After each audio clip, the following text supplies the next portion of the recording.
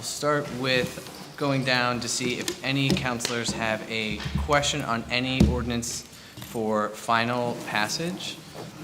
We have 1, 2, 3, 4, 5 for final passage tonight. I was just wondering if anybody had any questions on those.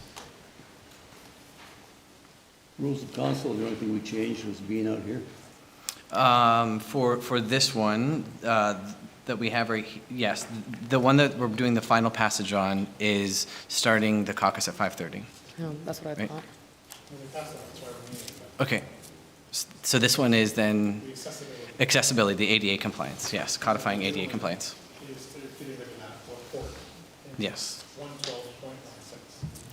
So the one that is before us tonight is then the ADA compliance, codifying what we already have, what we've been doing in practice, but making sure that we're following ADA compliance. And then under the new the first reading one, it is removing the report. There was a clause at the end, but we can go over that one in the next part if you don't mind. Any other questions on the ordinances for final passage tonight? Just for the accessibility, that's if we're not meeting your cheerleaders or going out to the community, that location is accessible. Yeah. We have to turn your mic on because I want you to know you're speaking of accessibility. No. Yeah, no. So the important thing though too is that we're ADA accessible at other locations if council goes to other parts of the community.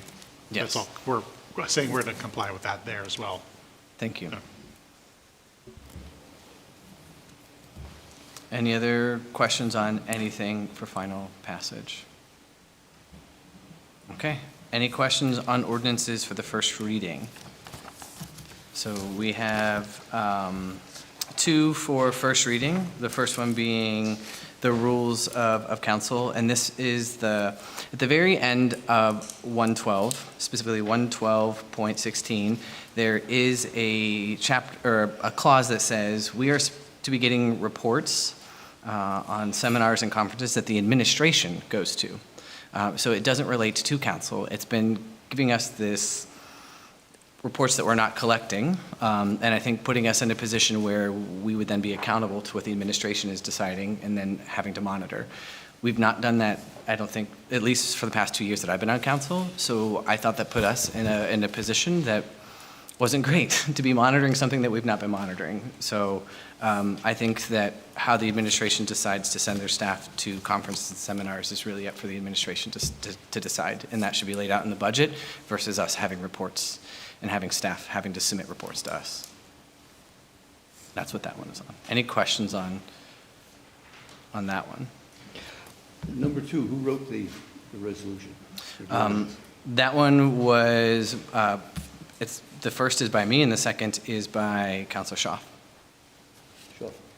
The question I have, and I can't vote for it unless it's cleared up, is we're saying that we're welcoming all immigrants. We're not welcoming them all. We're welcoming all legal ones.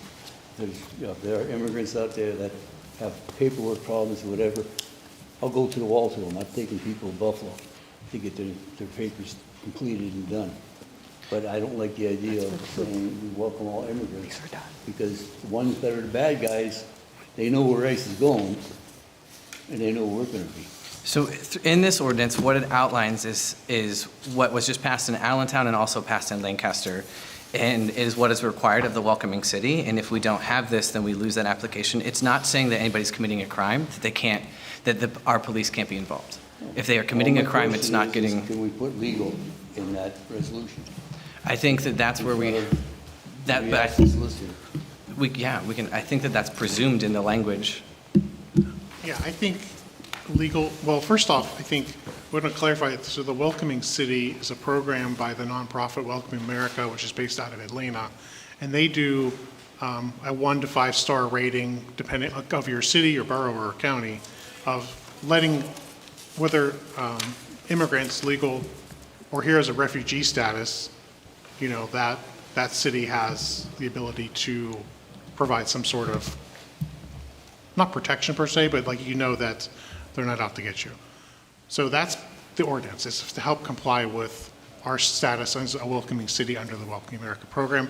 Now, we can change it so that they're legal immigrants, but I would also put in there probably and/or refugees, because refugees are a separate type of legal immigrant. They're a separate program. They're not like getting a green card or whatever the regular immigration process is. Does that make sense? So I probably would do, Refugees were brought over, they didn't sneak over, right? I know what you're saying. well, no, well, refugees, Yeah. I think could quote unquote, I'm using your language, could sneak over, but then they go to the immigration court and they're like, hey, we snuck over because something in my home country could lead to my death. I'm with you there. So they could be actually illegal for a short period of time. They are then designated by the court system or the legal system as a refugee. Well, I know, but here's the thing, we're getting into the rabbit hole here, and it's not as clear as legal or illegal, because if I'm a refugee, I was technically illegal for a short period of time before being granted refugee status, which now means I'm legal. So you have to be careful with how you phrase legal immigrant. That's all I'm saying. No. So- You're not going to deal with it. But in the ordinance, it outlines that this still has to comply with federal law. So it's not exempting anybody from complying with federal law. And it's not overstepping saying that our police can't enforce if a law is broken, because that part is illegal. We cannot, as council, overstep and reach into there. So that's why in there it defines that the police still have the right to uphold and should uphold the law. Right. Oh, they will, I'm not Yeah. worried about that. No, but the police do carry out different investigations, so it's not hampering their regular investigation. If they come across someone who's either legal or illegal, they can still do an investigation. That part of their local powers Right. is not being hampered at all. No, exactly. That was my primary concern, is that. So our police are able to do what they need to do to protect the community, and does not hamper that. Anytime we're in gray area, I get nervous, because the wrong people can look at that and see it from the bad side. And I don't want that, what kind of effect we're going to have on our finances. I Yeah. understand county council turned down the $1.5 million from the feds to use the prison on Ash Street. Somebody's going to have to make up that $1.5 million. Well, I guess there's a couple pins in it. If we look at this from the from a fiscal standpoint, if we don't have this ordinance on the books, we will lose the welcoming city status. We're already at a 1-star, which means that we will not be part of the program that is helping immigrants and refugees move here, which means our population is going to continue to decline, and we're going to lose a ton of CBDG and HUD money if we head down that route. So if we're looking at it from a fiscal route, this is also the fiscally responsible thing to do, because we're protecting the program that's the only thing that's building up our population right now. So what kind of money are we talking? What kind of money are we getting from them? Hundreds of thousands of dollars every year And where's it going? to the CBDG funds that are going into the programs that we're funding right now. That's all based on population. So if our population continues to decline, we hurt every after-school program in the area. That's why economic development is so important. Yeah, and that's Bringing this, in immigrants is not going to widen our base. it's gonna quite give literally us the only numbers. thing that is right now. It's going to give us numbers. No, you tasted my Fifth and State Bakery there. Yeah. Those folks are, I wouldn't say they're immigrants, they're Americans like us, They're but immigrants. they're here. But they were immigrants, like At one time. right? And so I think We we're were all arguing. immigrants at one time, family-wise. Dr. Caucus, Yes, Councilor Horton? I got my hand raised, but Oh, I'm for a sorry. while, I'm not sure. I know this is all new, but I just want to be fair, county council did not turn down $1 million. What they did was upheld the law that anyone that would be coming into that prison had to have a judicial warrant, and as opposed to an administrative warrant. They still maintain their federal contract, not with ICE, but the existing federal contract. And I just felt that distinction needed to be made. Thank you. Any other questions or discussion around the welcoming city ordinance?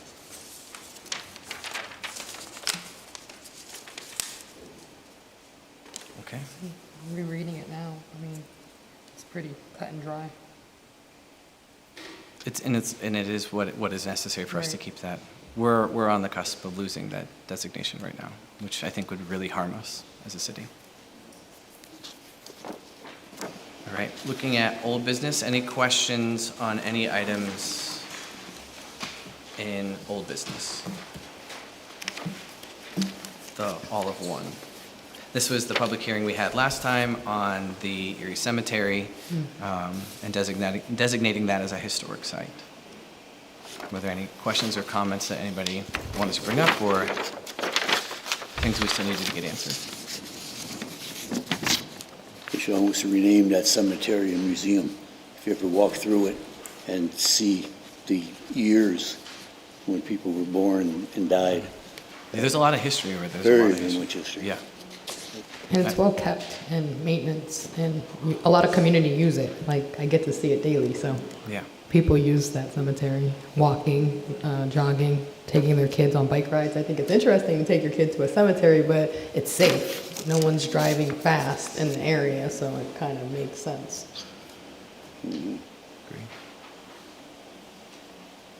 Any questions on new business?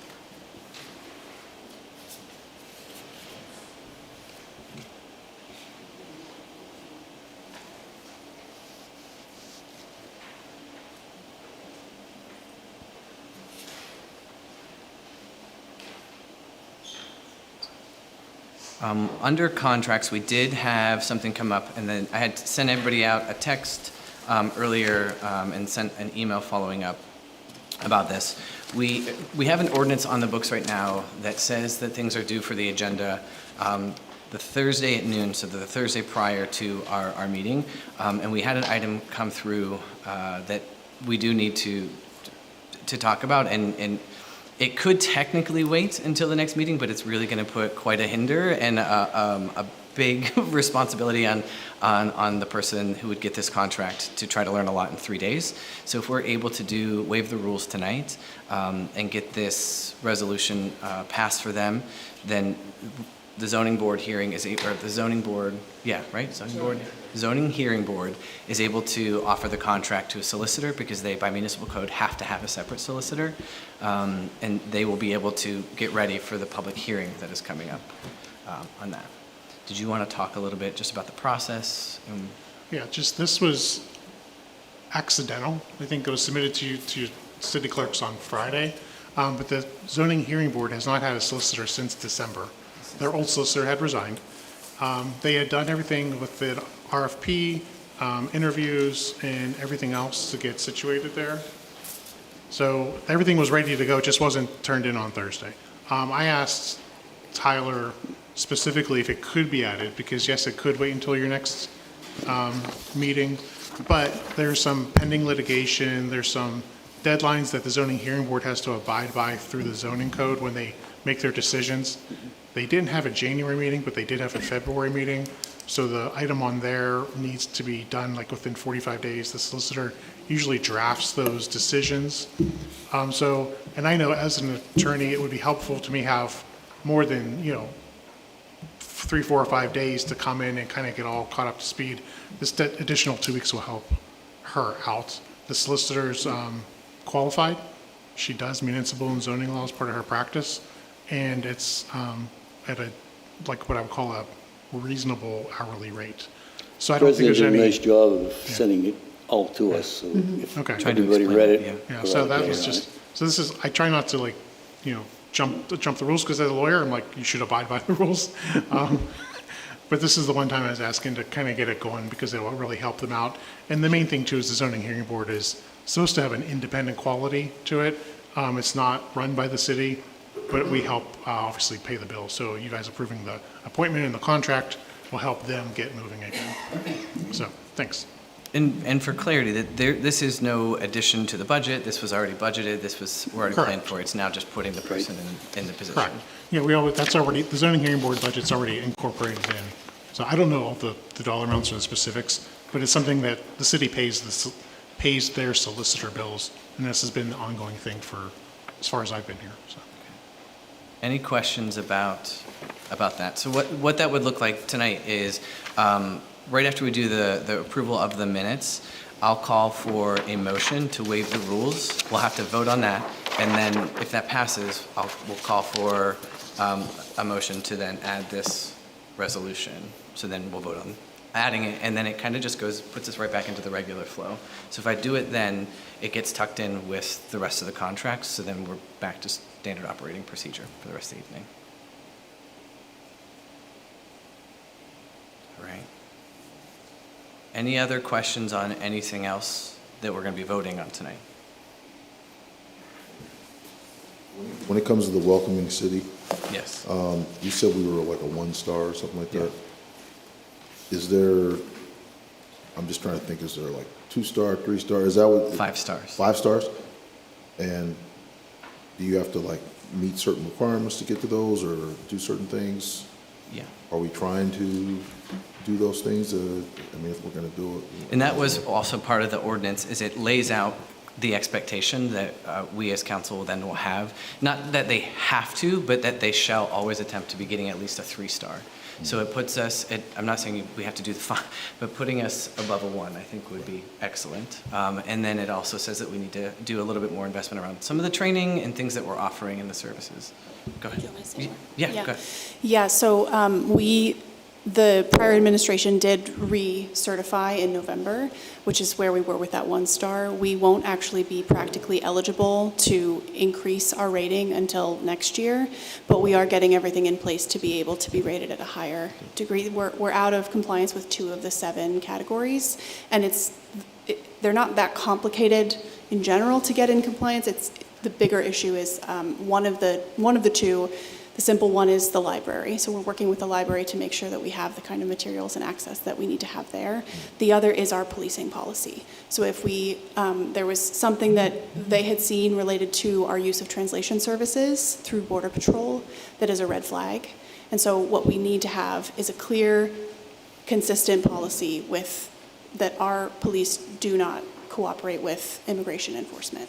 So they have some specific standards around what that has to say, and we've been actively working, as we've discussed, and you've all, I think, had conversations with the mayor about getting those policies in place, both for our police and across the board in terms of how we navigate that. Could you send us a copy of those 7 steps to all Yeah, council? absolutely. We will, I'll get with Wuchi, our new American Affairs coordinator, who's been doing an amazing job with Welcoming America, and we'll send you everything we have on it. Yeah, also, the Welcoming America, on their website is the Welcoming City criteria. So maybe send them like the exact link. But it really spells it out, and it's, like I said, it's like she's described, there's like 7 or 10 subsections, and there's an A and a B in each of those subsections. So it's quite something to really achieve.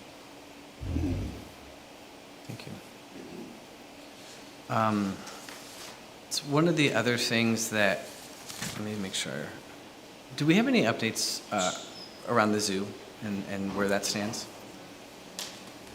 You're a liaison, don't you know? No, they've been radio silent, Yeah, completely radio silent. I have a meeting tomorrow with Okay. Gus. Yeah, Fine. I think that we're on track to complete the transfer in March, was Okay. my latest information. Okay, So, wonderful. Did you? Oh, no, sorry. You're good. Kathy, you had mentioned that you wanted to talk a little bit about I was looking over here, but you're actually right here. Right. Yes, I was wondering if we were going to be having a hearing with the Bayfront Marketplace, but I talked to Jackie and Cooper before the meeting, and they said that, there will be a hearing. And so then next month's study session, so the second Thursday, will be on Saldo and the information relating to the zoning, because that's come before us a lot, and we're seeing a lot more. I think because the CRIS is now fully up and running, we're going to see a lot more applications and stuff coming through, so just making sure that we're fully aware of the process, and if there's things that need to be updated, which I think there is, especially around equity, just with the waterfront conditional use, that would be the spot where we as council could be working with just zoning and understanding and updating where we need to around that component of it. Another element, or something that I would like for us to try tonight, we've done this before in the past, is I've received a couple calls and emails around voice voting, so saying yes or no versus not saying anything unless we're saying no. That some community members are were confused by it, but then also just the accessibility. So it's just easier for people if they can hear us say yes or if they can hear us say no. It's not in our rules of council dictating either way, and so I'm going to ask tonight that when we do the voice vote, that we all say yes or no on our vote. And we don't need to codify that in any way unless we decide we want to, but it really is, I would just like to try and see how, if it's helpful to the public, if it's not helpful.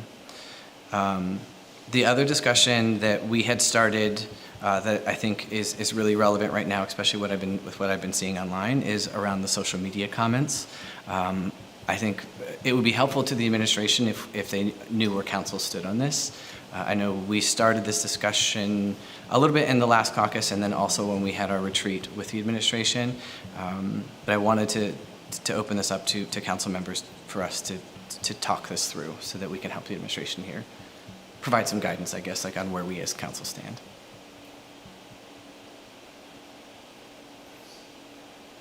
That's what I thought. Yeah. Sure, Andre has something to say, doesn't he? What do you think, Andre? I knew it. I think that, thank you, Councilman Brzezinski. I think that it's a victory for transparency, and I think that any opportunity we get to affirm that that's what we're about, and that we are open, honest, and very transparent government, I think it's a win for all. So my concerns around the social media comments personally are that if we start to break this down as around even just fiduciary responsibility that we're literally paying You guys shifted on me really sorry. quickly. You moved really quickly from the yes to the no vote to the social media. And I don't have anything to add to what I've already added, that I've already espoused. And that's that Erie, our webpage should be an ambassador for the city. And it should uphold all of the values and the things that we say that we're about. And I can't see voting to affirm a welcoming city ordinance without addressing the comments on there. It should be the best of everything we have from Erie. And because as it is now, anyone in the world can see our page. In this environment or in any environment, it's just really nasty. If it was just stuff directed at us, okay, but that's not what that is on there. It's just straight hatred and racism in a lot of cases, and well, in most cases. And any citizen that feels that way, they don't have to hide behind the keyboard. They can step right up to the podium and take their mask off. And so if we're asking ICE to unmask, and we don't want that in our city, then we shouldn't be allowed for people to espouse those things in anonymity, and it really does nothing for our city. Thank you. Yeah, I've been in favor of turning the comments off, and if people have anything specific they need to get to council, they know how to reach us through either text or phone call or email, just because some of those comments are a little over the top, and as an outsider looking in, who would want to come here if they're reading any of that stuff?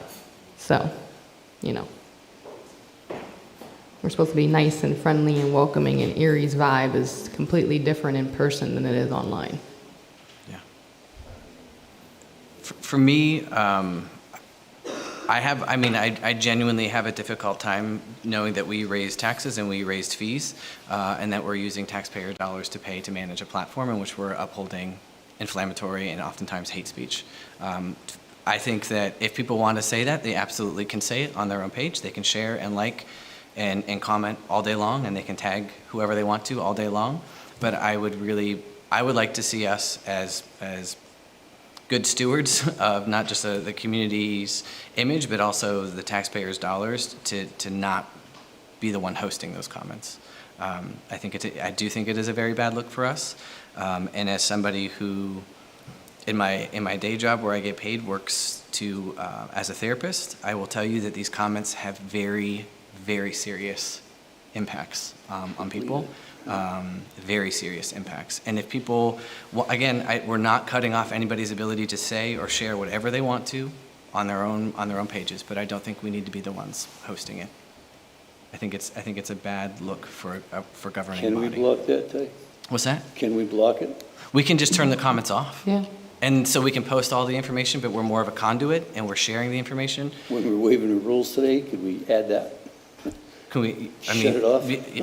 I don't think we need it. We could write a resolution that says we would like the administration to do it, or I think the administration just needs a nod from us to know that we're on board with it. Yeah, because most of these people, they really believe that's like the Bible when they read Yeah. some of that stuff. And if it was a way for us to connect with constituents in a productive way, but so often it is people who've made fake profiles who are not even from Erie or who are not bringing up things about Erie, and they're tainting and harming, I think, our city when they do that. So that's where I stand. Oh, go ahead, Andre. Sorry, Councilor Yeah, Williams. thank you, Dr. Titus. I don't think it has to be codified. I just think it has to just be a procedural change by the administration or the page administrator. And certainly they can share our page wholly or what's on there, and it'll appear on their page and they're free to comment. But apropos to what Jasmine said, but we're doing all these really fantastic things in the city, and we know our city to be a far more loving place than that page depicts. And so people who might want to move into our community, whether a business or to raise a family or recreate, even tourist type things, why would they want to come here after looking at that? And I think that it's just the right thing to do. Do you need that, Mike? So that's 4 councilors. I agree with what you're talking about. Personally, I have been limiting my activity on social media and just trying to be out there. If people want me, they know to email me or text or call, and I'd rather do it that way. There's a whole research going on with how mentally fragile people are, and there's so much negativity and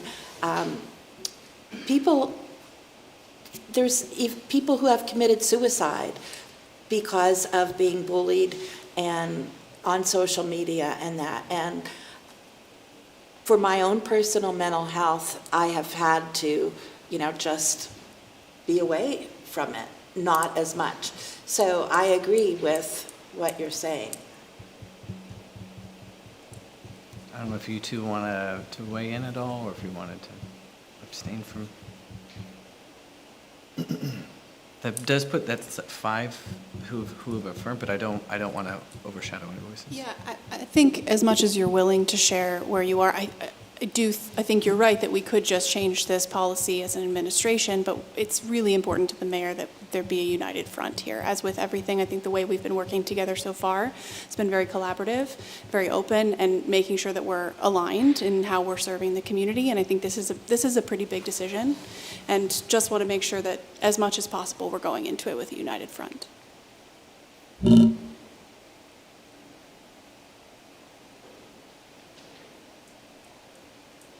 Well, then that leaves the option, if you're asking for something, a letter or a resolution affirming that. I don't think that's inappropriate, but I don't really feel that it has to be codified. So it's not a thing that whether you get a united front or not, we're elected to make a decision. Yeah, and if we have to vote, To we have have to some vote. input on it. And so, at some point you have to make that decision in whole or in part. The bottom line, with these clowns that are doing this, they could just as easily get every one of ours individually Yeah, and send it to us. Yeah. At least it wouldn't be the city of Erie getting it. hosting it, right. Exactly. We're not going to stop the That's my behavior, but point. the city's not hosting it. Yeah. Right? And that's my biggest concern, is that we're hosting it right now. And if going into a territory where you start to hide or, unshare some of the comments, that does put us in legal treading water, because and then we're paying for a staff to monitor Facebook comments, which just seems silly to me. Yeah, I agree with that. I don't think it should be one or the other. You should have somebody there saying, well, I don't like this one or I like this one. it should be all or nothing. You know, if legal has to go with the administration, I don't see, you know, our comments mean a lot, but if the administration feels better, they're the ones that are posting all this, you know, whatever your post. Yeah, and I don't see a problem with the No. administration Yeah, because there's, turning that off. the way I was looking at it, there's a couple of different types of forums. You have your true public forum, which is sort of like city council meeting. Anyone can come up during public comment and say what they want to say for the allotted amount of time. But when you're on the internet or social media, if we turn off the comments, it really is it's a limited public forum. It's for information only. And I was trying to think back that, like, when I was in maybe high school or college, I used to watch C-SPAN sometimes, or the cable news, and it's kind of the same thing. Like, the shows were city-related or government-related. You could watch them when you wanted to, and they repeated, but you couldn't comment on what you saw on the TV. And that's kind of the analogy that I kind of was making up. So we're still going to be able to show the planning commission, zoning hearing boards, city council meetings, just you can't comment on them. So it's a limited public forum versus a traditional public forum. And we've had those limited public forums, like I said, on cable news, but now it's just on streaming. It's kind of like that. That's how I have analogized it. That's why we hired you. I appreciate it. Is that helpful? Okay. It is helpful, yeah. I'm not pressuring you, I just want to invite if you want to speak. I mean, I guess I really wouldn't be in favor of turning comments off. It's just not the way I think, you know, I mean, what would have made us want to keep them on if they would have just, I mean, what kind of comments, nice comments, I don't know. That's what it makes it seem like we only wanted to hear like certain types of comments. I like discussion, I like hearing people's opinions, and it might not always agree with mine or, you know, but I do understand how my other council members feel about us, housing, maybe when people start fighting and all this stuff on her like that. But I mean, I can't say that I love turning comments off. I'm not going to say I'm in, you know, but I believe if it's best for our city, then if we feel like that's best, then I can live with it. Thank you for that, and thank you all. And I also just want to voice, I think we don't love turning the comments off either. And I think it's really important that that be said. I think it's tragic that we're in a situation where our own community members feel that it's appropriate to post the sort of things that they're posting, which are frankly usually quite hateful toward each other. I think if it were nasty comments towards any of us as public servants, we could take it. But it's the stirring up of hatred and pain and wounds within the community that does not serve anyone. So I think we're all pretty disappointed to even be in the position to be having this conversation. But I appreciate you all weighing in and giving just sort of, your sense of where we are on the issue. I will give this back to the mayor and we'll make the decision from there. But it does sound like we're aligned in terms of how those comments are not serving the community at this point and what we need to do about it. So thank you. Are there any other items that anybody would like to bring up at this point in caucus?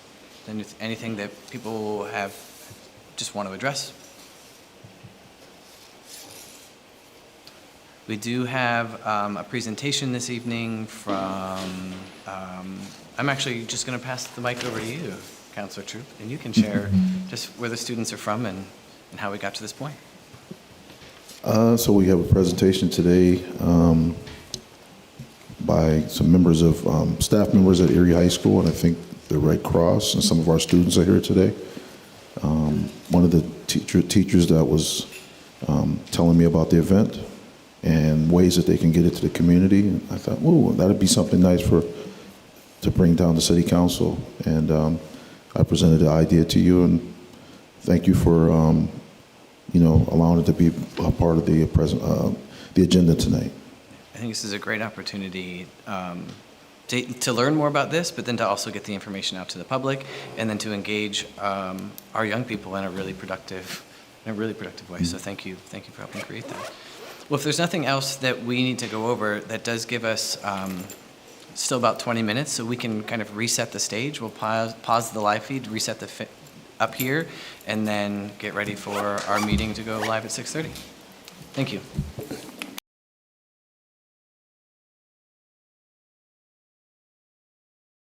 Roll call for the City Council meeting of February 18th, 2026 at 6:30 PM. Councilmember Brzezinski. Yes. Flores. Yes. Horton via Zoom.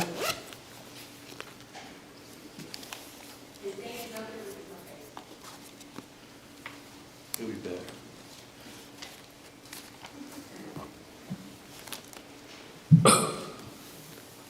Councilmember Horton, are you there? Yes. Councilmember Pohl. Here. Schaaf. Present. Troop. Yes. And Titus. Here. At this point, we will stand for a moment of silence in the Pledge of Allegiance. I'd just like to acknowledge Reverend Jesse Jackson, who passed, and also hold a moment of silence for our clerk, Lori Watson, whose mother passed away. One more, Mr. President? Yes. Don Wright, he was a leader mostly in the school district, but throughout the city. We lost him way too young.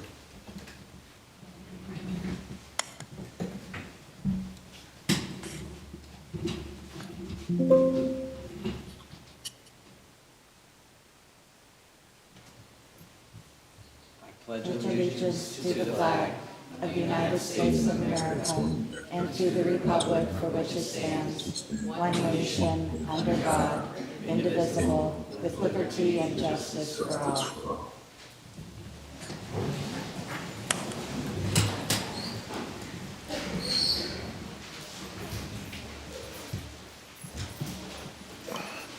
At this point, I'm going to ask that we, as council, waive, I'm going to call for a motion to waive the rules so that we can get the resolution that we discussed in caucus added to our agenda this evening for the zoning board, or the zoning hearing board solicitor. So I'd like to call for a motion. I'll motion. Second. Thank you. Can we go ahead and call for, first, is there any discussion now that it's open? And if not, we can go ahead and call for the vote. Voting on the waiver of rules motion by Councilmember Flores, seconded by Councilmember Schaaf. Councilmember Brzezinski. Yes. Flores. Yes. Horton. Pohl. Yes. Schaaf. Yes. Troop. Yes. And Titus. Yes. Motion passes 7-0. Councilmember Horton, I think you're muted, but I did see you say yes. Yes. Thank you. Affirm.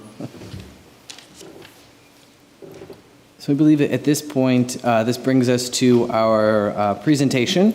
And, sorry, you're right, bills and minutes, and then we'll go to the presentation. Approval of the minutes from the February 4th, 2026 meeting and copies of bills for dates of February 20th and 27th, 2026. Councilmember Brzezinski. Yes. Flores. Yes. Horton. Yes. Pohl. Yes. Schaaf. Yes. Troop. Yes. Titus. Yes. 7-0. Okay, now my ambitious movement to get us to the presentation. I would like to ask Councilor Troop, if you wouldn't mind, to go ahead and do the introduction of this presentation. Thank you, Dr. Titus. I'd like to invite Erie High teachers Mr. Fink and Ms. Lofton up to the podium, I believe. They were the ones who came to me with this. Ms. Lofton was introducing this. I work at Erie High, and she was talking to me about this program, and they had wanted to get it out to the public. A great program they were putting together, and I let them know that, you know, we do have presentation portion to our meetings, and they put it together, and looking forward to their presentation today. Yeah. Well, go ahead. Sorry. What we kind of are doing with the Red Cross Club in Erie is that, you know, it's a student-led club. So everything all the ideas that come out of the club is their ideas. They're going to show you some of the things that we've done since the beginning of the club this year. and then what their ambitious project for February is. And it's kind of like the highlight of their presentation. So if it's all right with you, I'd rather let them talk. So, all right, great. Thank you.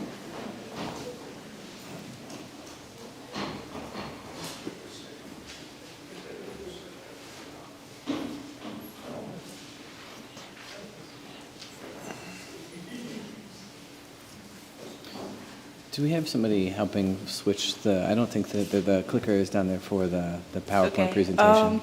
Hello, I'm Michaela Pachaco. I'm with the Erie High American Red Cross Club. We put together a presentation on things that we have done, not only in the club, but things that we also have coming up. I'm going to be handing it over to Denaya. Hello, my name is Denai Emerson, and I'm going to be talking about some of the things that we have done so far in the Red Cross Club. So the first thing that we ever did was help clean up and set up the ABC Learning Center for their second location's grand opening.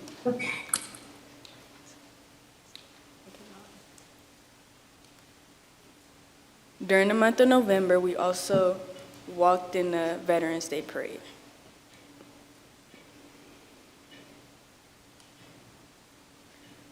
And for the holidays, we made Christmas cards for veterans. Another thing we did during the holidays was Wreaths Across America, where we put wreaths on tombstones for veterans that have passed away.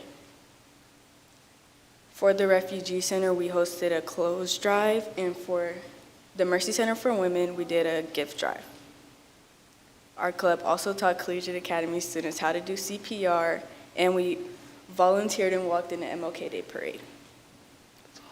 For Valentine's Day, we made For Valentine's Day, we made cards for cancer patients and veterans. Our club has done so many things in the short time since we started, but now we would like to host a blood drive for Black History Month to honor and spread awareness for sickle cell patients.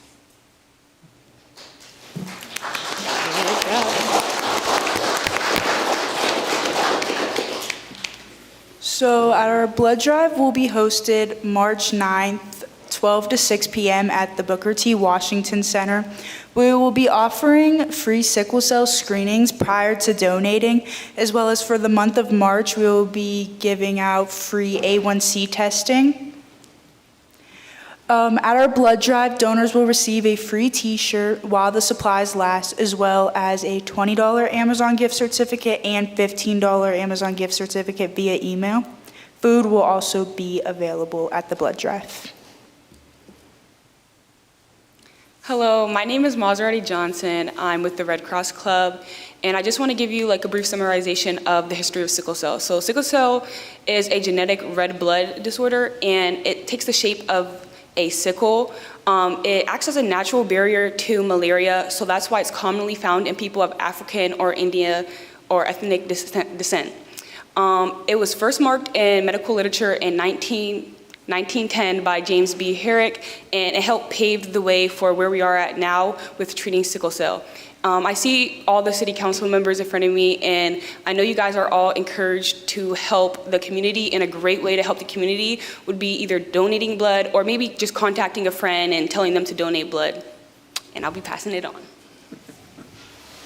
Hi, my name is Kamaya, and today I'm going to be just raising awareness for the sickle cell. People with sickle cell require blood from African American donors because they need specific antigenic match to prevent transfusion reactions.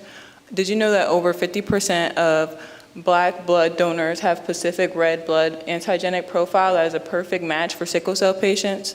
Sickle cell causes blood flow to become stiff, sickle-shaped blood flow, blocking blood flow, causing severe pain, anemia, and potential organ damage.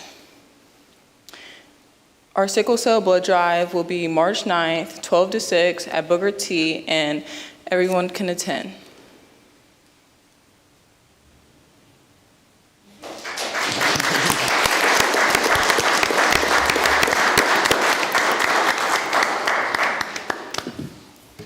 I just want to commend you all for the work that you have been doing and the work that you will continue to do. I'm very grateful that you all chose to share the work that you've done and to help get the information about the blood drive here tonight at council. It's really important, and I'm very grateful that we as council were able to receive that information and also help put it out there. So thank you very much. Thank you. All right. Any other comments from any councilors before we move on? If you guys could send us an email of the flyer, we'll share. Okay. 50 flyers for you. Okay, that perfect. There's someone in the back I can with? We'll grab them. We'll make sure we'll grab one, or have somebody make sure council gets one. Dr. Titus, I just like to say they did a great job. It was great to see all the great things you're doing in the community. If you watch our meetings sometimes, I'm always saying good things about Erie High students. Despite what the community may think sometimes, 95% of our students are really good students, and they make my job really easy. So I'm proud of you guys. Thank you. Yeah, thank you. All right. So then this will move us into the next portion of the agenda. Is there anybody here for a repository sale? Is there anybody here for a repository sale? All right, is there anybody here for a repository sale? All right. Seeing none, we will then go ahead and move into the public comment section. When you come up to the podium, we ask that you speak clearly, give us your name and just your municipality so that we have that for the record, and that you will have 5 minutes to speak.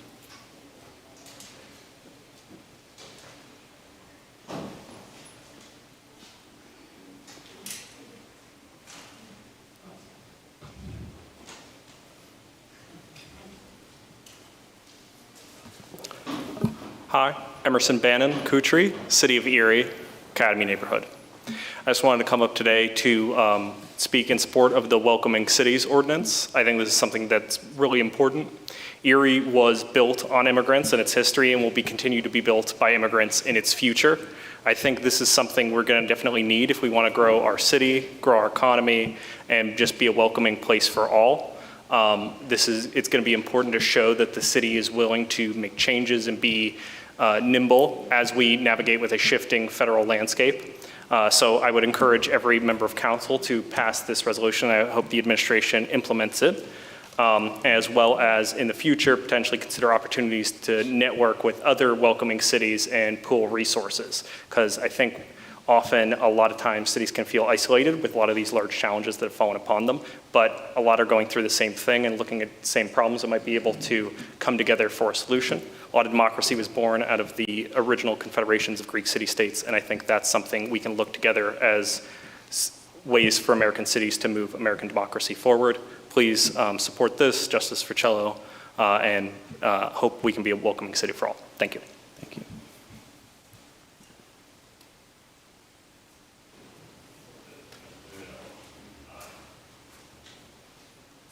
My name's Freda Tepfer. I live in the city of Erie. So now that the snow has been melting, it's a good chance to see where the really big ice snow berms are, because they're still there. And I live right near Braybender Park, where for some reason a deal was made between the city to allow the businesses across the street to the north to use Braybender Park for free parking for their vehicles. But they leave big berms across what isn't a sidewalk. Maybe in trade for this free parking, they should build a sidewalk. And they should ensure that there's no walking on outside of the gutter on either side of West 21st Street there, because there isn't sidewalk on either side and there's big snow berms. Even Penelec has a big snow berm across what should be sidewalk. So I would love to see the city revisit that gentleman's agreement that lets the businesses there across from Braybender Park park free and then not even clear the snow. But if you're out there driving and there's still a big snow berm, you ought to report it, because that was a really big snow berm 2 weeks ago. Okay, and I am glad that Mr. Seelinger is going to cool his jets in jail for a while. I think it's a good thing that we have a community that spoke up and a court system that seems to be listening. So as to the welcoming city, I understand we're only a one-level welcoming city. Wow. So there's some really interesting things in there, like this one, GL 3.2. The local government provides regular training to its staff about language access requirements, available resources to provide meaningful language access. The local government regularly assesses language needs and usage across departments and provides access. You get the drift. When I was at the caucus for the county council, the person from the prison talked about how easy it is to access translation services these days, online or whatever. So if it's true that sometimes the police were calling CBP when translation was needed, I sure hope that's not happening anymore. And I've read the ordinance, and I think it's pretty good, but like I said, I didn't see anything specifically about the language. And I hope that's covered. And I just don't think people should be afraid. You know, I interact with a lot of Minneapolis people every morning, and the amount of trauma going on there is incredible. And we need to ensure that we are really setting an example here in Erie of how to stand up for our population and not do anything that would make them more vulnerable. So I'm glad to see this ordinance. And I don't think there's anything in the ordinance that would make it hard for families to help their families if they were put in prison. But I think it's a good idea to have this ordinance. Thank you.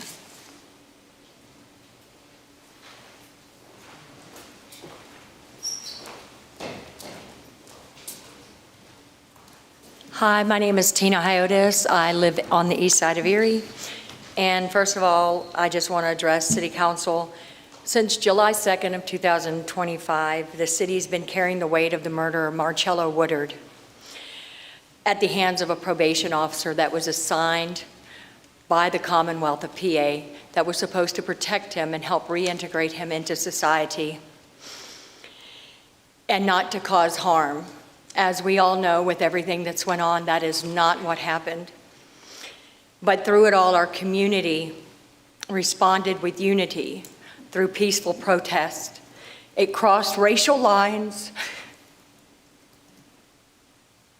and political affiliations and across neighborhoods.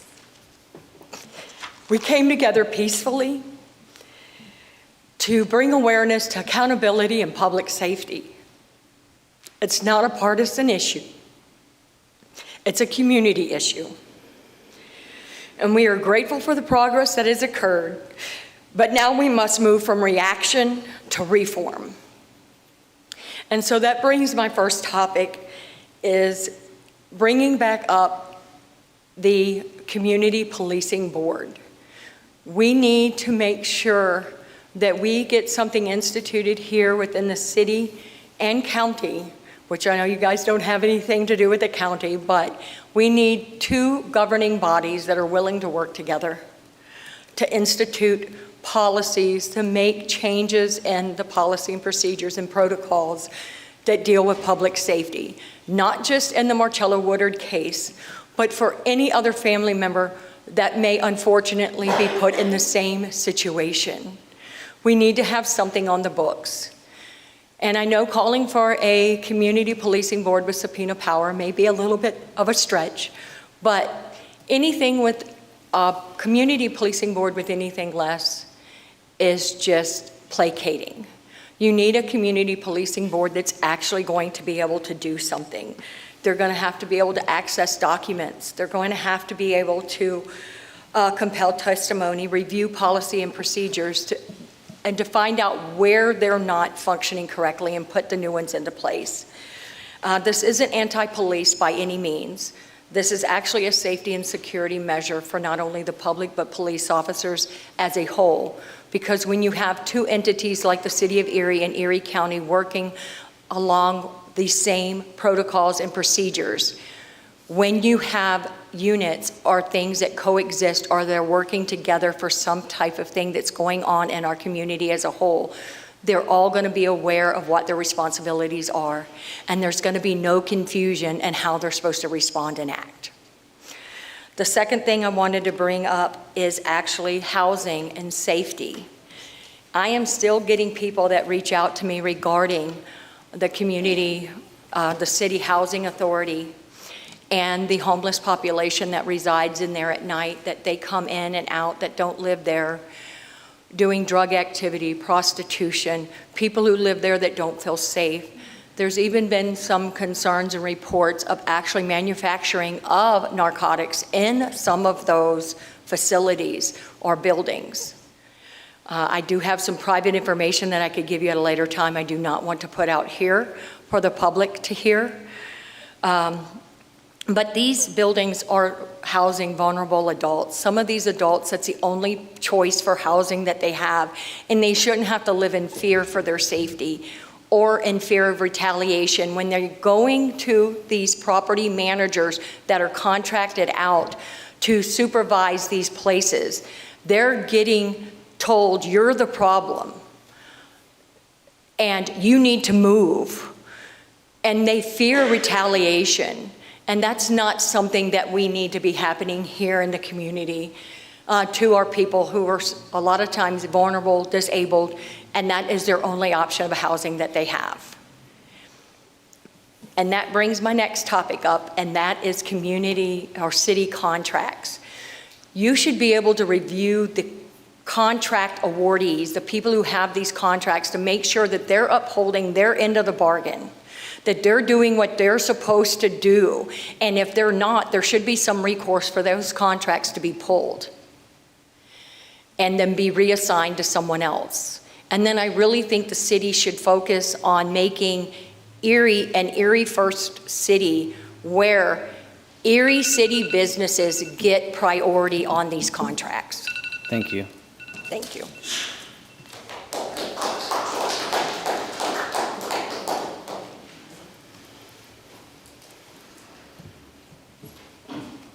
My name is Maria Chilovich, and I'm here and I concur that city and county need to work together.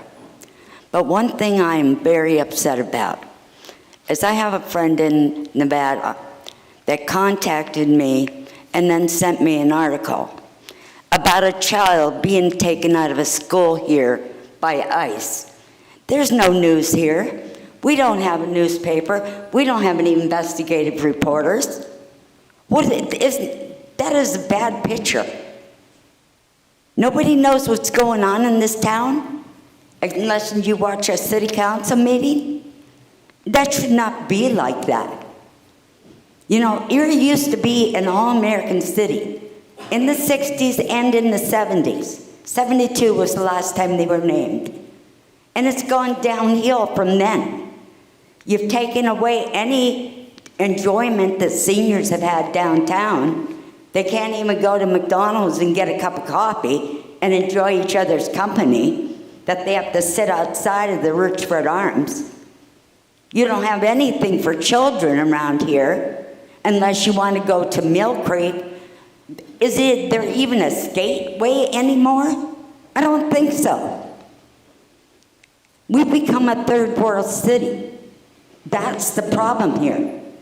We have no news, because what they put on the news, or if you get the paper in the mail, which is usually 2 days late, it's old.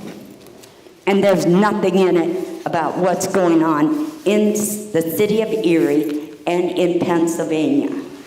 And that needs to stop. People need to be informed. Information is free. Whether you send it by a text, whether you get on in a council meeting and just give out the information.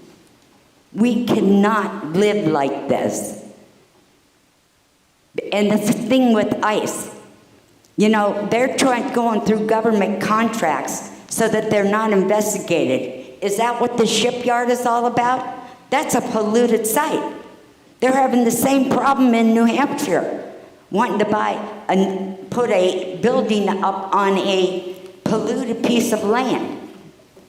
Erie Coke is polluted. The people that work there will tell you it was polluted. And why in God's name they were let off the hook is beyond me. Something needs to be done.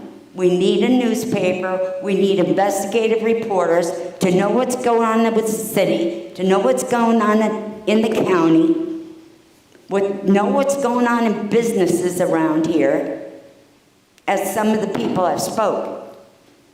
And the previous county executive, in my opinion, was just a waste of space. And why do we need a roundabout? You know, if there wasn't so many bars that drunks were driving down and trying to spin around the corner, they wouldn't be rolling over their vehicles. We surely don't need a roundabout. You know, you blocked everything from the city, the people that live here, that pay taxes here, to go and walk down to the public dock that they can't even get there anymore. And that's a shame, and that's a crime to the citizens of Erie. And something needs to be done. And I intend to come back and start speaking at council from this point on, because these things need to be addressed. Thank you. Thank you.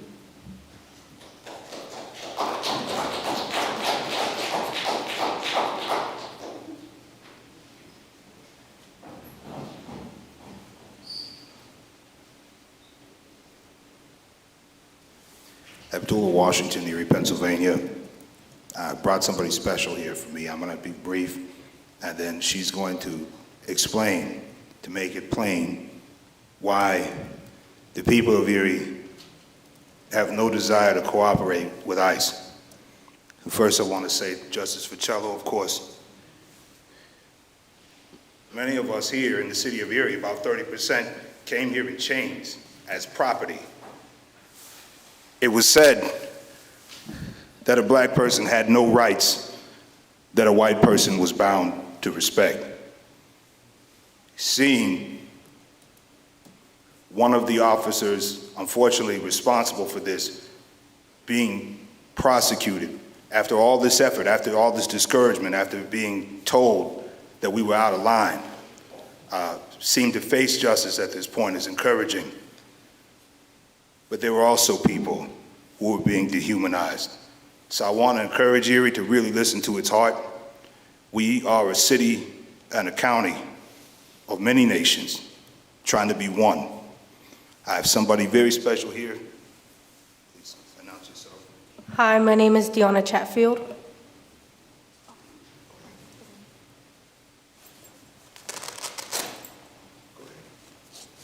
She's going to use the rest of my time, she's going to use her time. We deliver a little civics lesson, if you please. I'm pretty sure that we all have read this book in elementary, If You Give a Mouse a Cookie. What I think is very special about this book is that it shows the opportunities you have if you give someone an opportunity. I was given the opportunity to wrestle, and I've been growing and striving at wrestling. But also there are other people in our community who haven't been given chances in this community that are often overlooked. And we don't have much help for that. And I think that maybe if we look back on lessons that we've learned in elementary school, and we learned how to treat people, and we just try to put that more into the community and stop so much violence, it could help a lot. Also, I want to come up here and speak about ICE. I just hope that you guys can help influence that we don't work with them. I've seen the things they've done. I think we all have seen the videos and everything that they've done. And if we bring them into this community, because this community is already filled with hate, and I can see that from being a high schooler. I can see the hate that people have, and I can see how nobody can ever come together on one thing. And I feel like if we bring that group of people in, it's just gonna make the city more hateful. It's gonna make it more hectic. It's gonna make people wanna leave more. So I just hope that we can take what we learned in elementary, look back on like what kindness is. How should we speak to people? How should we be kind to people? You know, have that sense of feeling of knowing when a community is hurt and being able to reach out and seeing how they are doing. And just overall, just making sure that like the community is good as a whole, because I see the things that are happening in the schools, on the streets, and I hear about it all the time, and it's like truly heartbreaking. And like for me, in my heart, I just want my whole community to come together, and I want us all to be happy and peaceful. But like that woman said, I'm sorry, I don't know your name, but like she said, there aren't many things for us younger and senior people to do down here. I mean, you have the big bar, you have all these bars down here. What is it for us to do? I mean, we can't go down to the Bayfront because of the departure thing. You know what I'm talking about. It's hard to find something to do around here. I mean, if I want to go skating, I have to go all the way out to Mill Creek. And a lot of kids out here do not have ways to get to Mill Creek. They don't have ways to get to Watermere unless they walk 2 hours or 3 hours to Watermere, or unless they start Ubering everywhere. And it's just hard to get more opportunities for ourselves if we're not giving them opportunities. Thank you.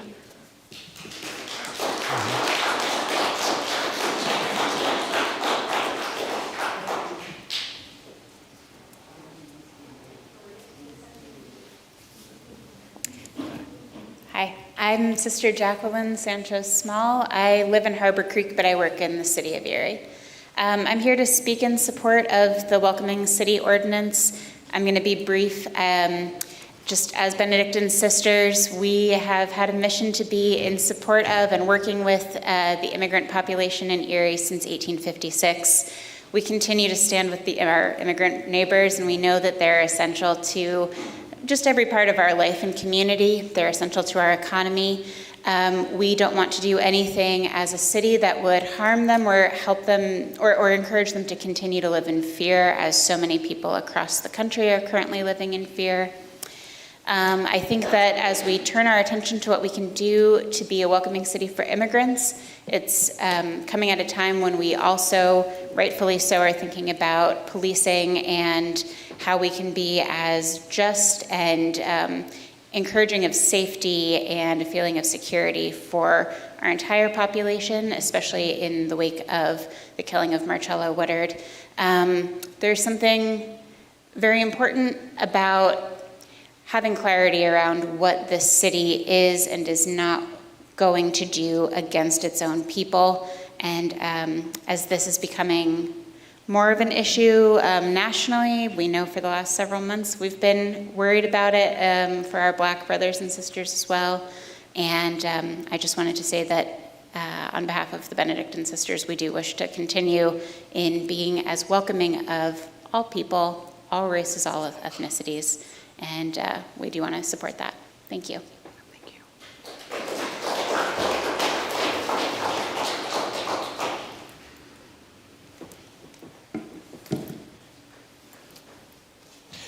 Thank you.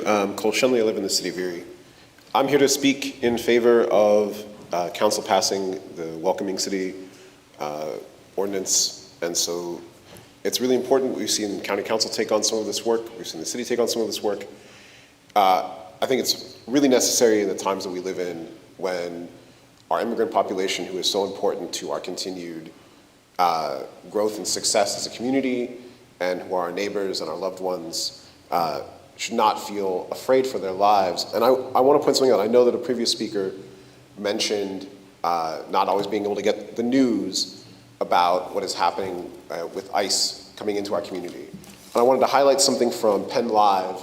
There's an article from a few days ago about the ICE's presence in Pennsylvania, and they made reference to a raid in Erie where they detained potentially as many as a dozen men who were working for a company installing high-speed internet cable. And I tried to inquire that the article doesn't go into a lot of depth as to what happened to those men. A local immigration attorney did get back to me and told me that she was pretty sure that they have been deported. They were sent to Moshannon in eastern PA, in their processing center, and were then deported. I don't know those men. I don't know their backgrounds, but it seems like they were regular people doing a regular job and are now in a very scary situation. That cannot continue to happen, and we cannot be working with ICE and the federal government to be partners in such like evil actions. It just can't, we just can't. That's the soul of our city is on the line in a situation like this. This resolution, this ordinance needs to pass. I hope that it passes 7-0. Regardless, it needs to go, both votes needs to pass. Thank you for your time.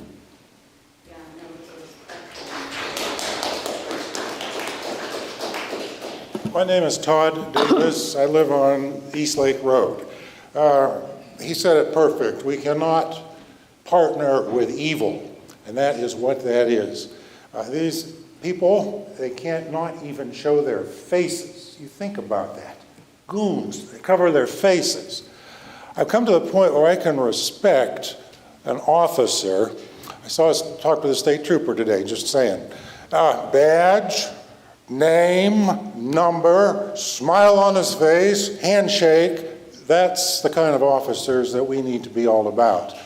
And these guys are absolutely not that. They are indeed, you would be partners with evil if anybody in this city helps them out in any way. We have 2 children adopted, biracial. They could pass for any nationality in the world, but they're not white. and we worry about them because nobody's going to bother an old white man like me, but somebody with a profile, dark skin, we worry. We seriously worry about that. And that's just my family. Everybody is worrying. Real quick, our family just got back from our educational trip to Thailand. Huge open policy to immigrants. They even give health insurance to their immigrants. And that energy and that vision it just comes together. And the economy is just thriving. There are expatriates going over there all the time just to get out of this mess and get into something that looks a little bit better. But it's been said and said and said again. We need to do a whole lot better. I feel real good about the new mayor. I feel good about the new council chairman. And I just hope we can get to a better place. And thank you for everything that you do. I know it's a big job sitting behind those tables and doing that work. Thank you. Thank you.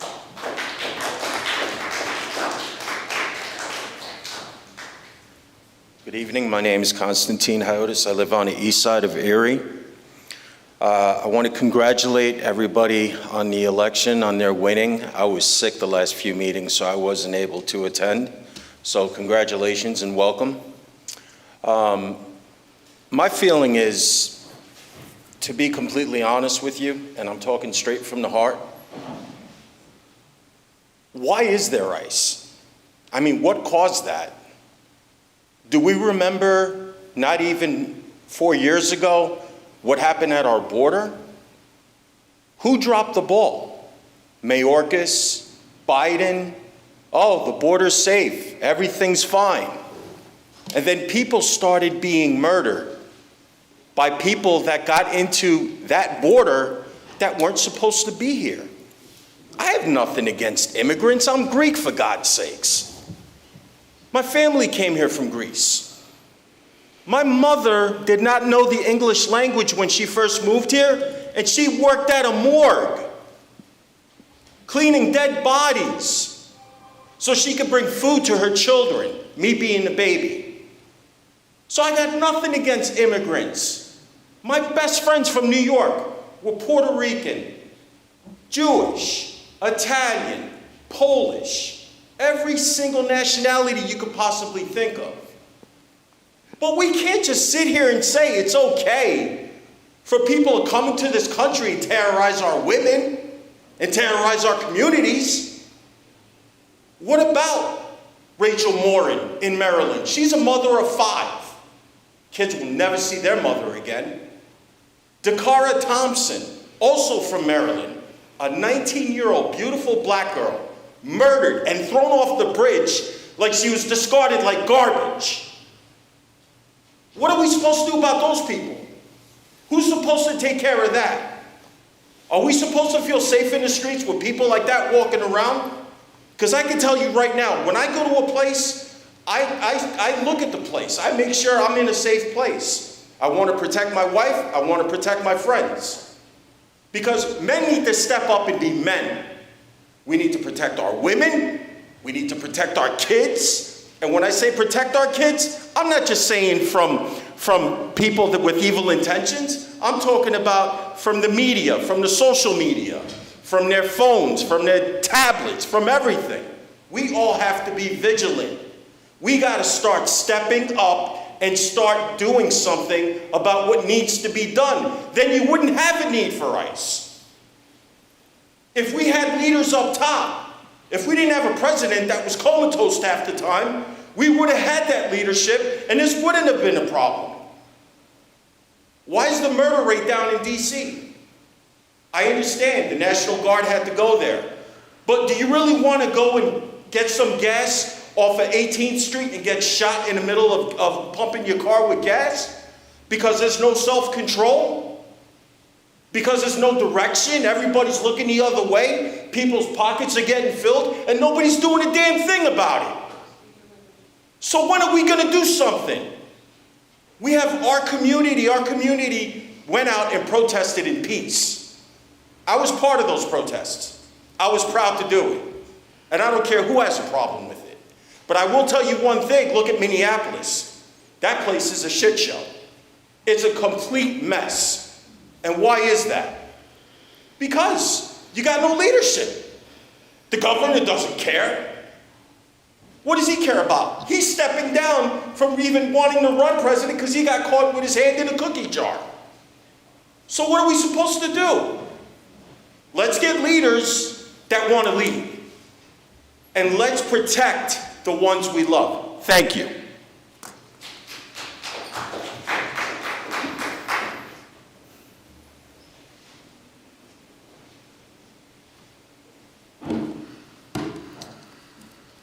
Good evening. My name is Deontay Cooley, lifelong Erie resident.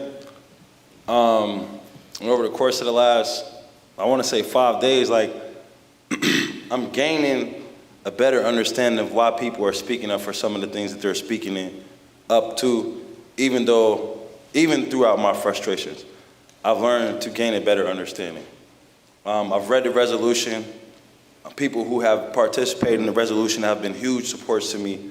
And I definitely understand people's concerns a little better, not fully. I understand people's issues a little better, not fully. And I do agree as far as when you understand a population of people who have been seized or kidnapped or even murdered or hung or, so many different things, then you kind of empathize with what's going on and some of the things that are going on. So I'm not for having an organization or anybody coming in and snatching people and kidnapping people and brutalizing people and agonizing people. I'm not for that. By no means am I for that. So I understand people's cries a little better. I understand people's concerns a little better. Being an Erie resident, being a lifelong Erie resident, and let's say we all come to terms with, okay, we're going to make sure that we are a welcoming city, and we're going to make sure that people are safe and happy here. My concern has been the east side of Erie. You know what I mean? Prior to us coming here and crying for justice for Cello, I've been to plenty of meetings for issues and things that have taken place because the majority of trouble comes from the east side of Erie, where I reside, where I've spent the majority of my life. So let's say everything is all fine and dandy. How are we investing in the east side of Erie? They're redeveloping downtown. We got our West Bayfront. Even Mill Creek is doing their thing over there, even where they're talking about Presque Isle. But then, what about the people who reside in the places where the most trouble and harms are coming from? People who think and feel like it's okay to sell drugs, to where there are law organizations who feel like it's okay to come into our neighborhoods and our communities to kill us, arrest us, shoot us, and things like that. So when we talk about communities and we talk about investing, or even when we talk about making Erie a welcoming city, what about the people who reside on the east side where there's little to no opportunity, to where it's trash over there where we live and we gotta figure it out? We're fighting amongst one another as far as who has what and who does what. And even the young people, we have community centers that have been the foundation of our cities. I'm not exactly sure what's a part of you all's budget to invest in that. And I was so glad to see the young people from Erie High come in here and present their presentation, because there's a lot of great things going on up there. But we tend to look at the bad things, and we're not realizing and recognizing. Over the course of the last 3 to 4 months, I've been doing a lot more work with young people to truly understand what it means to say they're the future. But there are things that they're not being taught in the schools, that we have community centers that we can be investing in and pouring into, that have built people such as myself, built people such as you, built people such as Mr. Horton and some of my other friends. So it's like, when we think about Erie being a welcoming city, I get it and I understand that. And when I cry about black people, specifically black men in the city of Erie, is because, okay, when we welcome people here, the majority of the new Americans live on the east side of town. So now they have to create their own things, but we don't invest over there. So now it's like, if ICE does come, they know exactly where to go, to the east side. But guess who else is over there? My people. And guess who else is being killed over there? My people. So when we say, hey, everybody's here for ICE, that's not to take a shot at anybody. We understand, but also understand when we have the same issue, and what I'm understanding is we have the same issue, is there's nothing going on the east side of Erie, and that's where we send people. All of the organizations are over there, but we're not investing. There's not nothing new over there. There's not nothing pretty over there. There's not nothing sexy. There's not anything over there that makes me feel like, hey, I want to live in Erie when I get here if they drop me off on the east side. They drop me off on 22nd Street where the majority of the new Napoleons live, or out there where the Holly is, where Mr. Gary Horton is doing the job that he's doing with the new American community that's coming from the African countries. Like, everybody's getting dropped off on the east side. So when we come down here and we scream and we cry, it's people who majority are coming from the east side. And seeing Marcello being shot and killed on the east side from his parole agent who feels like it's okay, that is our issue as well. So now as I'm learning and understanding everybody else's fight, so let's say we abolish ICE and ICE doesn't come here, and then everybody who we're advocating for gets sent to the east side of Erie, what's over there? Nothing. For none of us, there's no opportunity, but you can come downtown, you can get a burger, you can go have all of these different things. I go to the Brig all the time. You can go to the Cigar Lounge. They put the ice rink over here. There's so many great things happening down here, and we love it because we're all from Erie.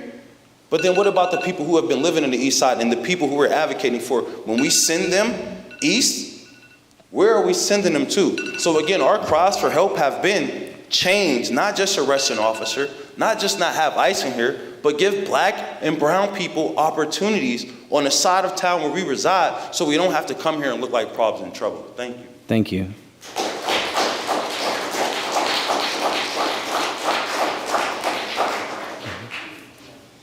Hi, my name is Cindy Schreiber. I am born and raised in Erie and currently live in Edinburgh. I wanted to come and speak on some things regarding our budget in Erie City, in Erie County, and in the state. I know that there are certain things that this board can control and certain things that they can't. But I'd like to speak on something that Governor Shapiro is in charge of. Key feature of the budget this year, $62 million allocation to community and violence intervention programs. This is a 10% increase over last year. The reason this is important is because that funding funds gun task forces on July 2nd. I want to make sure everybody hears that. Gun task forces are part of that funding. We currently have multiple different agencies involved in gun task force. We have Erie PD, Mill Creek PD. We have the FBI, ATF, state parole, county parole. Do you want to know what all of those agencies don't do? Train together. That has been confirmed. None of them train together. They operate as one entity and have no idea what each other is doing. This is actually part of testimony that was given at the preliminary hearing. This is not just Cindy getting up and talking or asking people who work. This is testimony that was given under oath. One of the officers that spoke about he didn't even know which agency was the lead that night. How is that? How is that happening? We don't even know who's in charge? The Erie City Police Department, we have funding going $800 and something thousand worth of SWAT vehicles. I want to know why there were not gloves in every Erie PD car. The officer spoke. He could not even perform life-saving aid because he did not have gloves in his car. Gloves. It's like Amazon, like 6 boxes for like $7. They could not even put a trauma kit and a chest seal on Marcello because a different unit with different officers were not there yet, and they had a trauma kit, but the first responding officers from Erie PD did not. So when we're talking about $62 million and a 10% increase, I understand you can't fix that, but you can fix gloves. You can say, we are not going to be part of a gun task force that does not train together. We can say, we are going to have trauma kits in every vehicle. So I'd like to know why we're not doing that. I will be asking the county the same thing. Is it not important when you guys have a meeting and you're speaking as one entity, do you all talk? Or does everybody just go off on a tangent, do their own thing, and then go, oh, yeah, sure, let's all just show up? That is not oversight, that's not checks and balances. It's not a proper way to conduct business. It's not a proper way to have funding. It's not a proper way to police communities. It's not a proper way to do anything. So we have this gun task force that's getting more money now. So yeah, we can shoot more people. We can do no-knock warrants more. Well, of course the gun violence is going to go down because you're eliminating people. People use guns, not guns using guns. I would really like this to be looked into. It's a problem. I mean, I will personally buy gloves if I have to. That's ridiculous. I worked as an EMT. My daughter worked as an EMT. I grew up in a medical family. I have gloves at my house. I don't even have children under the age of 20. Like, why? Why are we don't have a trauma kit in every car? I have a trauma kit in my car. Do you guys have Band-Aids? Like, come on. This is the Erie Police Department. I want to speak on this because also at the Erie Police Department, we have these 2 accidents that took place. I understand that there's been a ruling about the police officer. I want to let you know that that church, Lutheran Memorial, is my church. I have friends whose children saw that accident, who told me what they saw. Maybe they should be interviewed before that there is a ruling or summary charges, because what those kids saw is different. And I'm pretty sure that 6th graders have no reason to lie about the police. I'd also like to know when we're going to do something about why there's a school there and the police keep having accidents there. Like, maybe they need to not use that road at all. Thank you. Thank you.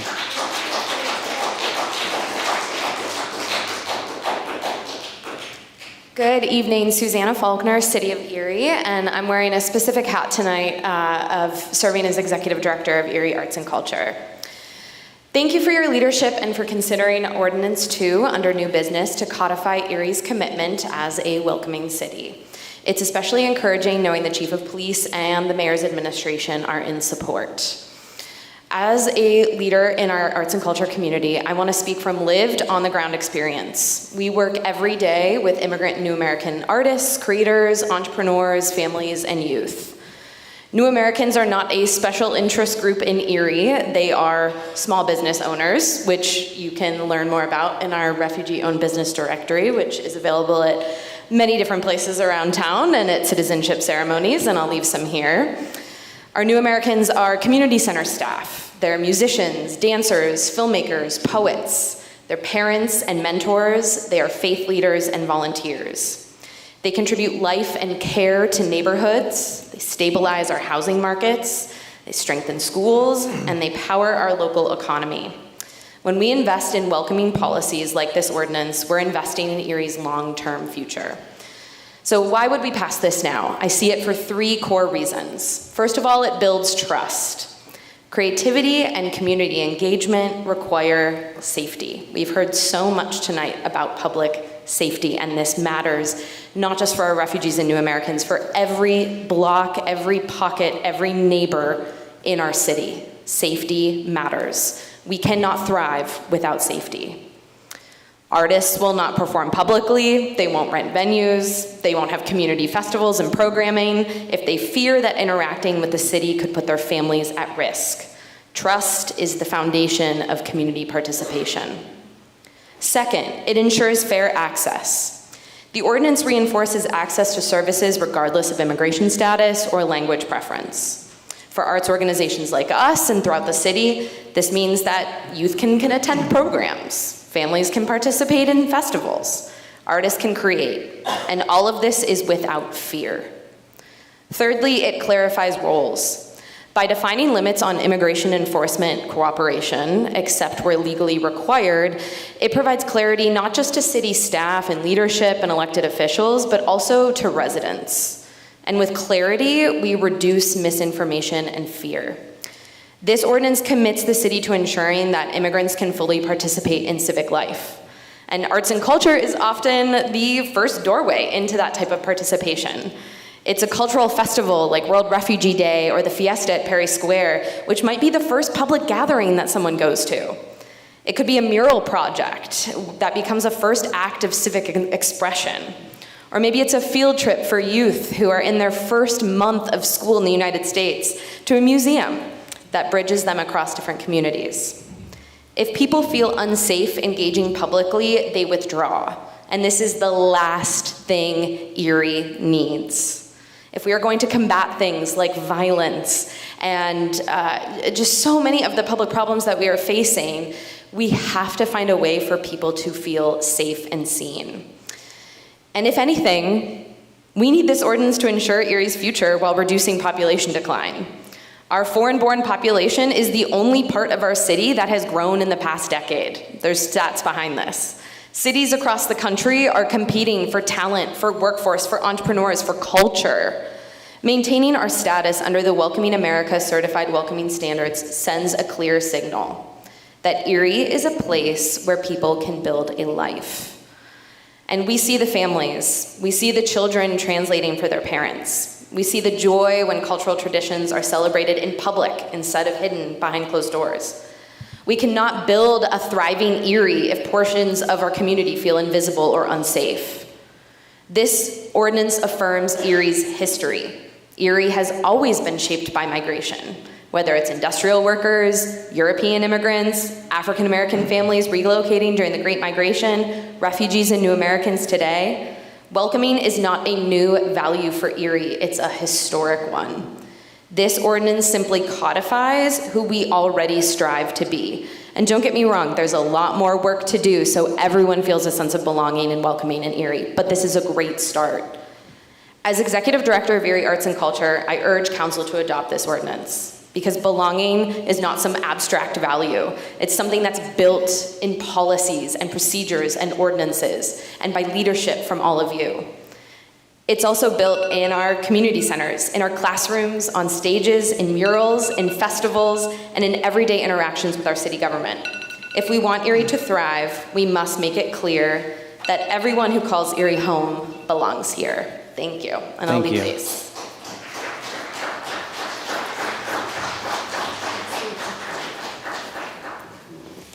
Hi, Erin Meisner. I live on the east side of Erie. First, I want to say nobody is advocating for protecting murderers and rapists. Nobody's doing that. It's a disingenuous argument, and Keith Porter was murdered by an ICE agent, and we still don't know his name because DHS is advocating for protecting murderers and rapists.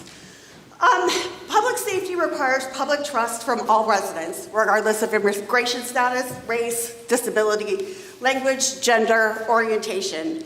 I'm going to read you real quick the DHS use of force policy statement. It's 044-05, section 3, D and E. Before I do, real quick, I just want to also point out that the EPD has yet to adopt the DOJ use of force policy, and I will be back again to talk about that as well.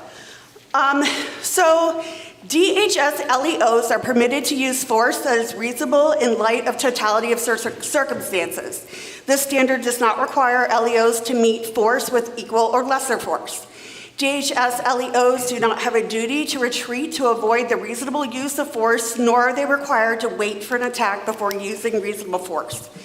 Warnings. When feasible, prior to application of force, a DHS LEO should attempt to identify himself and issue a verbal warning to comply with the LEO's instructions. In determining whether a warning is feasible under the circumstances, an LEO may be guided by a variety of considerations, including but not limited to whether the resulting delay is likely to increase the danger to the LEO or others, result in destruction of evidence, allow for a subject to escape, or result in the commission of a crime. If you listen to that standard, we've seen it. Anybody can be forcibly arrested by not immediately complying to commands from masked men in non-standard uniforms and unmarked vehicles. They're allowed to do it. That's reasonable. They don't have to give you a warning. So cooperation with ICE and CPB erodes our trust, leaving our community less safe overall and our residents more vulnerable. I'm going to ask you to pass the ordinance to keep Erie a welcoming city. We're a queer sanctuary city. Let's be one for immigrants too. It's at least a start. And I'm just going to leave you with a quote from my idol, Mr. Rogers. I've always wanted to have a neighbor just like you. Won't you be my neighbor? Thank you. Thank you.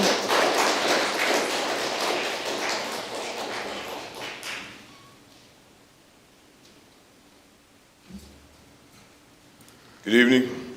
My name is Michael Woodard. I'm here with the organization called Enough Blood Official. This organization was started by Marcella Woodard's son, Malachi Woodard Jones. He's always been there at heart.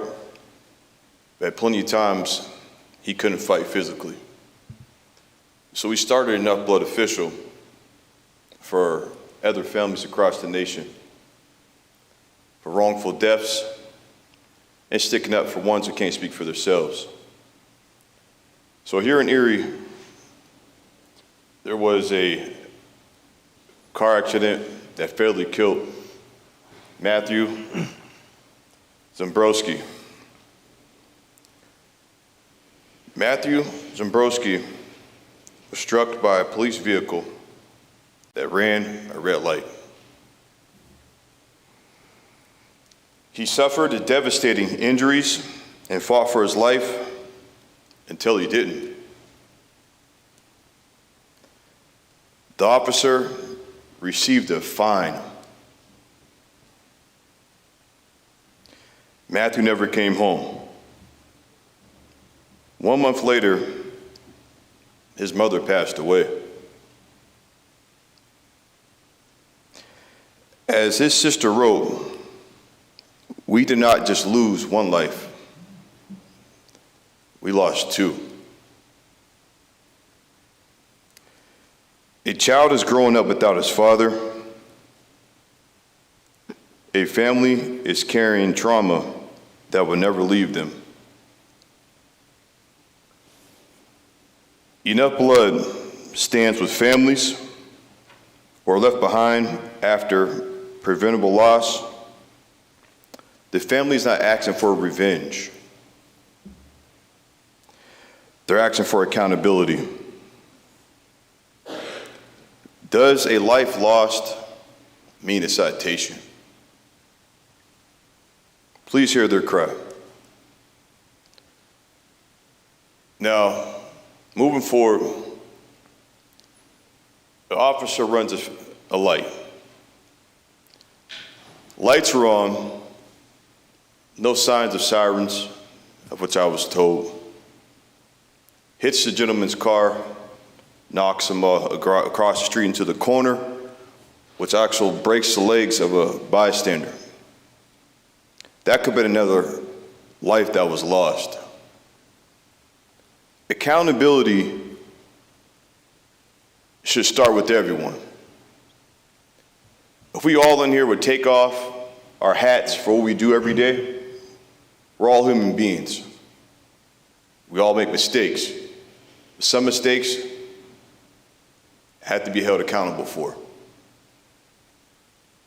Matthew's life is not worth a couple dollars or a couple $100 for an officer's job. So dig deep as you can, and find justice for Matthew, for his family, and his son.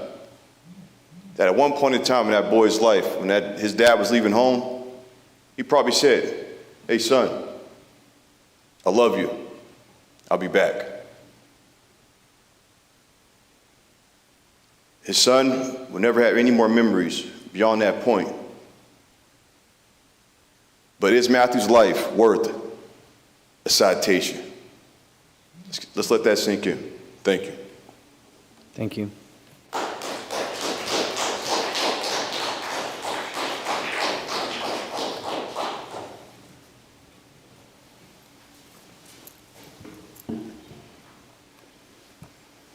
Hi, I'm Julia Jacobs. I'm a student at Penn State Behrend and a resident of the East Side.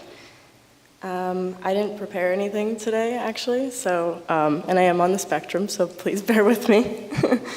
I want to highlight both the murder of Cello and the brutal fascist activity of Immigration and Customs Enforcement, better known as ICE. These horrific acts of violence are not separate from each other.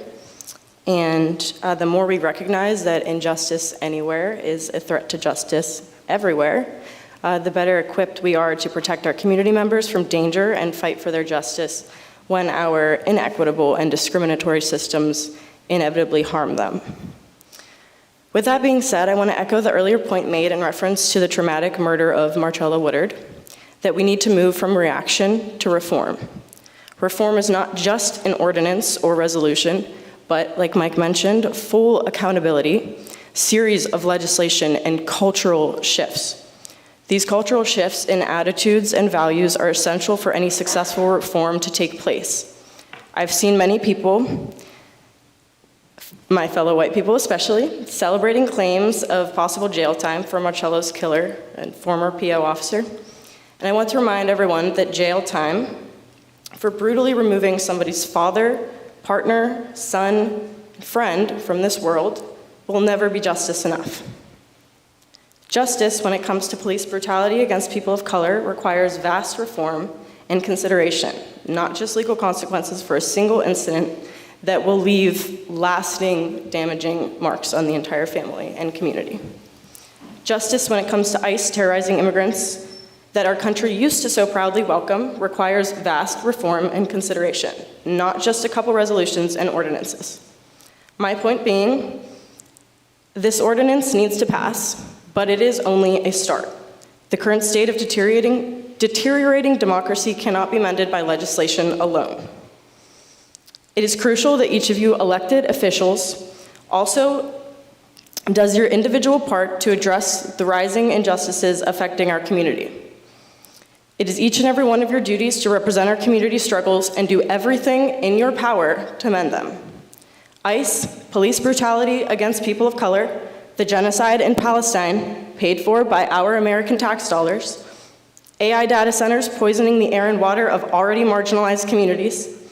All of these issues are united by a greedy desire for profit over people, money, and often white supremacy, prioritized over protecting the freedoms and liberties of American people. That's all. Thank you. Thank you.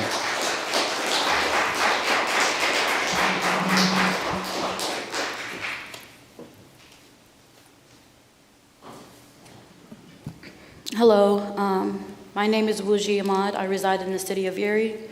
I just want to shed light on this welcoming city ordinance from a refugee's perspective, speaking solely from my family's experiences. This month marks 25 years since my family sought refuge in the United States. I was 8 years old. If there's one thing people should know about refugees, no one chooses to be one. Refugees flee their homelands due to many reasons, including war, persecution, poverty, or dictatorship, to name a few. My parents are originally from Eritrea and escaped dictatorship and moved to the Middle East. I was born in Baghdad. We eventually became refugees once again and moved to Jordan while waiting for our process to be approved for the US. That process took about 2.5 years. I say all this to remind everyone that refugees are carefully vetted, contrary to popular misinformation. Most people lose everything and start all over again in a new place and with a newfound hope. We've seen firsthand what it's like to be stripped of basic human rights, live with censorship and fear, and without any idea what horrific changes will be sprung on us next. Eerily similar to what we're seeing here in our nation. ICE agents kidnapping and terrorizing families under the guise of protection, a fascist regime that punishes you for criticizing its ways while glorifying dictatorship and paying the price as a whole for the actions of a few. We went from being the face of freedom and democracy to taking notes from the very ones we criticize and oppose. This is not who we are. Our hatred towards immigrants and refugees now runs so deep. When a man injured two and killed a National Guard, which goes without saying was a horrific, deplorable, and inhumane attack, the entire immigrant community was punished for his actions. Oh, let's add their countries of origin to this banned country list, which we've already drafted, but I mean, now we have an excuse. Immigrants and refugees are being profiled, harassed, questioned, and assumed they are not legal if there's a language barrier and more. I remember walking in a grocery aisle with my mom a few years ago, having our own private conversation, and a guy walked by and yelled, "Speak English," as if he's entitled to join in on any stranger's conversation. Again, immigrants are collectively punished and harassed for the actions of a few. But what do we do when a certain demographic shoots up yet another school? Oh, my fault, lone wolf, now due process, duh. It's disgusting how immigrants, refugees, brown, and especially black people are treated in this country. And it's wild that we don't see the connection. As Dr. King said, injustice anywhere is a threat to justice everywhere. We all need to stand up against a corrupted system. And while we may not be able to change some things in a federal sense, at least we can protect our little corner on the map that we all love so much, Erie, Pennsylvania. We have the opportunity to make a ripple effect and lead by example. Show our neighbors how much we love and care for one another. So please, I also want to add, show up for your black neighbors too. As a refugee, and a black refugee at that, it breaks my heart when I see any form of injustice and dehumanization, whether it's here in Erie, in Palestine, in Congo, or Sudan. But we cannot make changes in the world without starting at home first. Marcello Woodard was an Erieite, so let's all remember to spread awareness for Cello, justice for Cello until justice is served. It is heartwarming to see the support here for immigrant and refugee neighbors, but I say this from a place of love, and as a refugee, indigenous and black people were your first neighbors. And it's also true that you can care about multiple neighbors at once, just be adamant, intentional, unapologetic, and consistent when seeking justice. We can move mountains if we stand in solidarity with every community member. Let it be known that our love for Erie and its people is greater than any hateful rhetoric we see and hear around us. And if my stance on this issue wasn't clear, ICE has no place in Erie. We see what's happening in other cities. We see why are we cooperating with them when we are under no obligation to do so? Why are we giving them space and opportunity to harass our residents? Your role is to serve all residents of Erie with dignity, not pick and choose who deserves basic decency. Thank you. Thank you.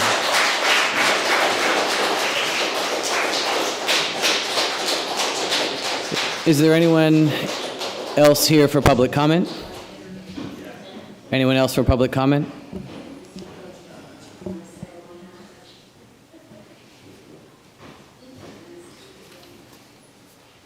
So once again, my showing up at the end, I guess, says it's the end of public comments, and everybody's probably happy as long as I don't go on too long. My name is Bob Strasser, lifelong resident of Erie, mostly on Erie's Lower East Side. Some of you will remember probably about a year and a half ago, I came up here and spoke about the Erie Coke plant and some of the meetings that went on with the Port Authority. The first one was held at East Middle School. I attended that one. I did a lot of research, and being that I do a lot with AI, I used AI to come up with a couple proposals on how to repurpose that land after it's cleaned up. Couple of those, if you remember, they were, one was for a cargo port facility to load and unload cargo off the Great Lakes and use Erie as kind of a Great Lakes hub for that. And the other was because of what was going on with the government and the military. Suggestions were to build a shipyard, a naval shipyard. And the last meeting I went to after that East Middle School at the Port Authority building, it was kind of determined that it's going to take 20 to 30 years to get that site to be usable. So I kind of thought that's going to kind of be it as far as my proposals went, because who knows what things are going to be like in 20, 30 years. But lo and behold, about a week and a half ago, I'm watching our local television stations, and I see that there was a segment done on a company that's interested in building naval ships here in Erie called Gem City Shipyards. And I did see in those television segments that there were some federal and state politicians that were giving some of their comments, but I really didn't hear any solutions to the part about that it's going to take 20 to 30 years. But thinking about it a little bit longer, having some of those people at those levels, what about if we were able to get a federal super fund for cleanup sites that they could come in and maybe do it a lot faster than what the state or local stuff could do. So that's just something to think about. If we were to land something like that, there, as people were talking about on the east side, which I was glad to hear other people from the east side here tonight, that would be something to start as to building up the east side. And just to expand upon that, as that being a start, before coming to the meeting tonight, I saw a television report about in Pennsylvania, in Montgomery County, they're going to be receiving a new Johnson & Johnson Corporation state-of-the-art plant facility is going to be built there. It's probably going to be millions, maybe billions of dollars. I didn't get a dollar amount. But that's just a sign to me that things can get better in Pennsylvania, and I'm hoping that we can do that here with Erie. Whether it's a private company like that, or if somehow we can come to some deals with government type of projects to get jobs back here in Erie. I've heard everyone talking about, and actually I had suggested it a long time ago, of saying that we would be a welcoming city. But in addition to being welcoming to people and immigrants and stuff, let's be a welcoming city to new businesses and corporations that aren't going to pollute or things like that, that we can bring sustainable jobs here to Erie and make Erie the gem city on Great Lakes. Another thing here, just to let you know, advancements in AI and quantum AI are moving at a very, very rapid pace. In the research and different sources that I watch and view, the sources and experts in these fields are barely keeping up with all the advancements. So some people were doing maybe a program on YouTube maybe once a month. Now they're doing 2 to 3 a week now. So there's a lot going on. And I'll have future updates at future meetings. Thank you. Thank you. Thank you, Bob. Go ahead. Hello, my name is Shane Talberg. I live here in Erie, Pennsylvania, and I work at Gannon University. I'm a janitor, and it is an honor to work alongside so many immigrants from all over the world, to provide for so many students who come here from all over the world. And it really sucks that every single day I have to worry about whether I will see all of them again the next day. It really hurts. And I really hope all of you are willing to do something to keep these lawless, fascist pigs out of our city. They are terrorizing everywhere, and the law just does not apply to any of them at all. And the murder of Alex Preddy and Renee Good at their hands, just stop and think. Those people were as white as me, as English speaking as me, as born in America as me, and they were murdered by these pigs. Like, what is protecting any of us, all of you, whoever, from death at their hands? Nothing is protecting us. So the way I feel is multiculturalism is not just Erie at its best, it's not just America at its best, it is humanity at its best. And in the words of Reverend Jesse Jackson, you know, this is a rainbow coalition that is, we're all here from different means. Some of us came here by choice, some of us were brought over by force, and we're all here now. And the best thing we can do to pay off our collective karmic debt as a country is to be a safe place for all oppressed people of the world. We need safety here. We need to protect these people. Yeah, that's about all I got. Thanks a lot. Thank you. Justice Purcello. Free Palestine. Yeah. Anybody else here for public comment? Any other person here for public comment? Any other person here for public comment?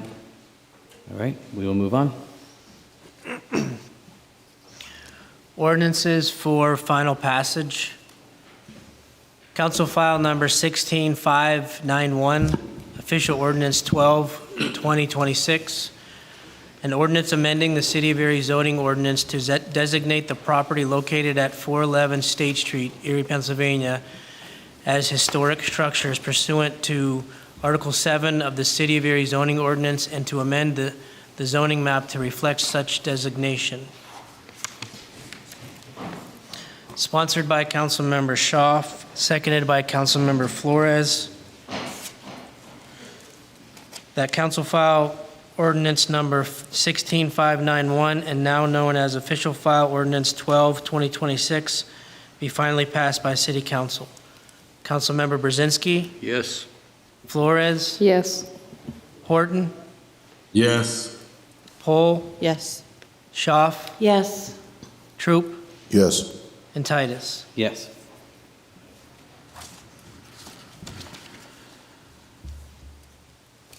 City Council pass official file ordinance number 12/2026, finally by yeas 7, nays 0.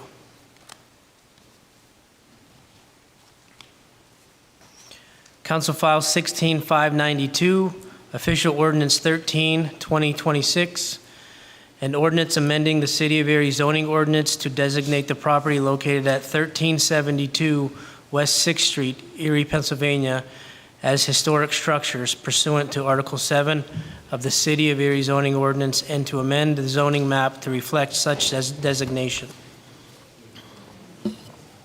Sponsored by Councilmember Schaaf, seconded by Councilmember Flores, the council file ordinance bill number 16592, and now known as official file ordinance 13/2026, be finally passed by the City Council.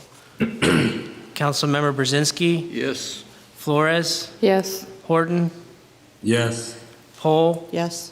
Schaaf? Yes. Troop? Yes. And Titus. Yes. City Council pass official file ordinance 13/2026, finally by yeas 7, nays 0.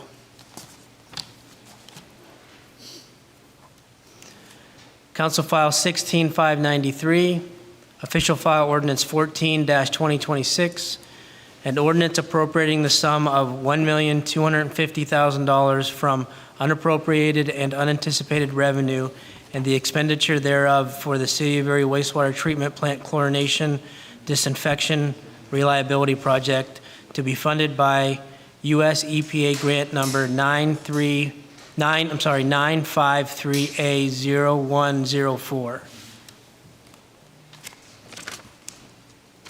Sponsored by Councilmember Troop, seconded by Councilmember Schaaf. That council file ordinance bill number 16593, and now known as official file ordinance 14/2026, be finally passed by the City Council. Councilmember Brzezinski? Yes. Flores? Yes. Horton? Yes. Pohl? Yes. Schaaf? Yes. Troop? Yes. And Titus. Yes. City Council passed official file ordinance number 14, 2026, finally by yeas 7, nays 0.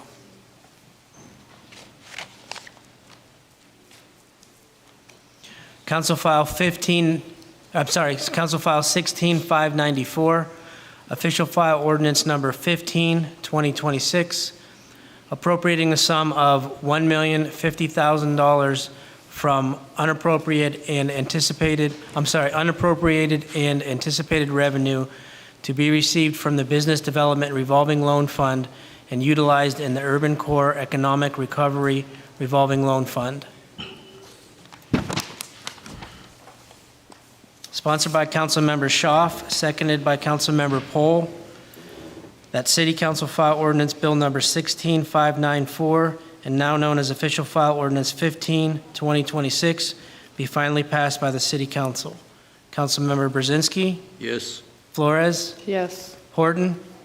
Yes. Pohl? Yes. Schaaf? Yes. Troop? Yes. And Titus. Yes.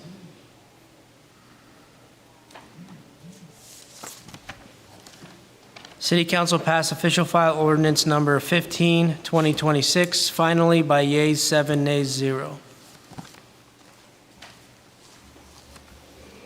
Council file number 16595, official file ordinance 16, 2026, an ordinance amending the rules of City Council ordinance of the City of Erie under Article 112, specifically 112.02, to improve the efficiency in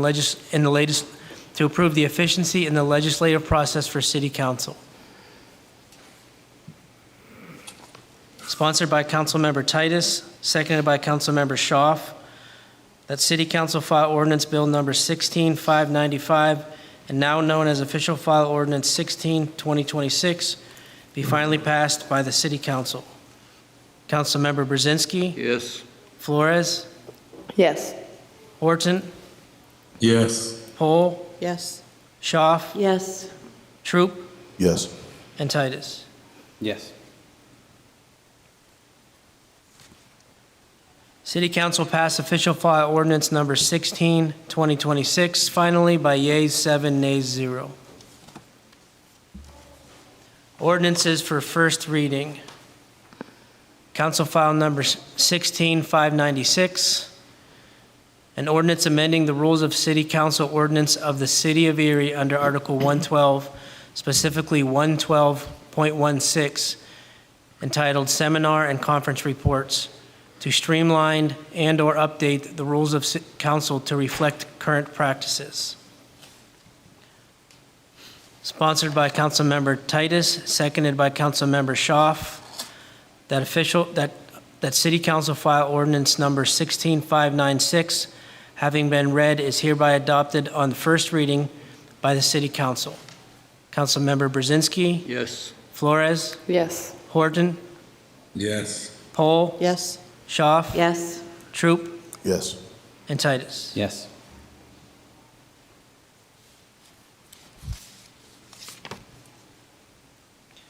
City Council read and adopt Council File Ordinance Number 16596 by yeas 7, nays 0 on first reading.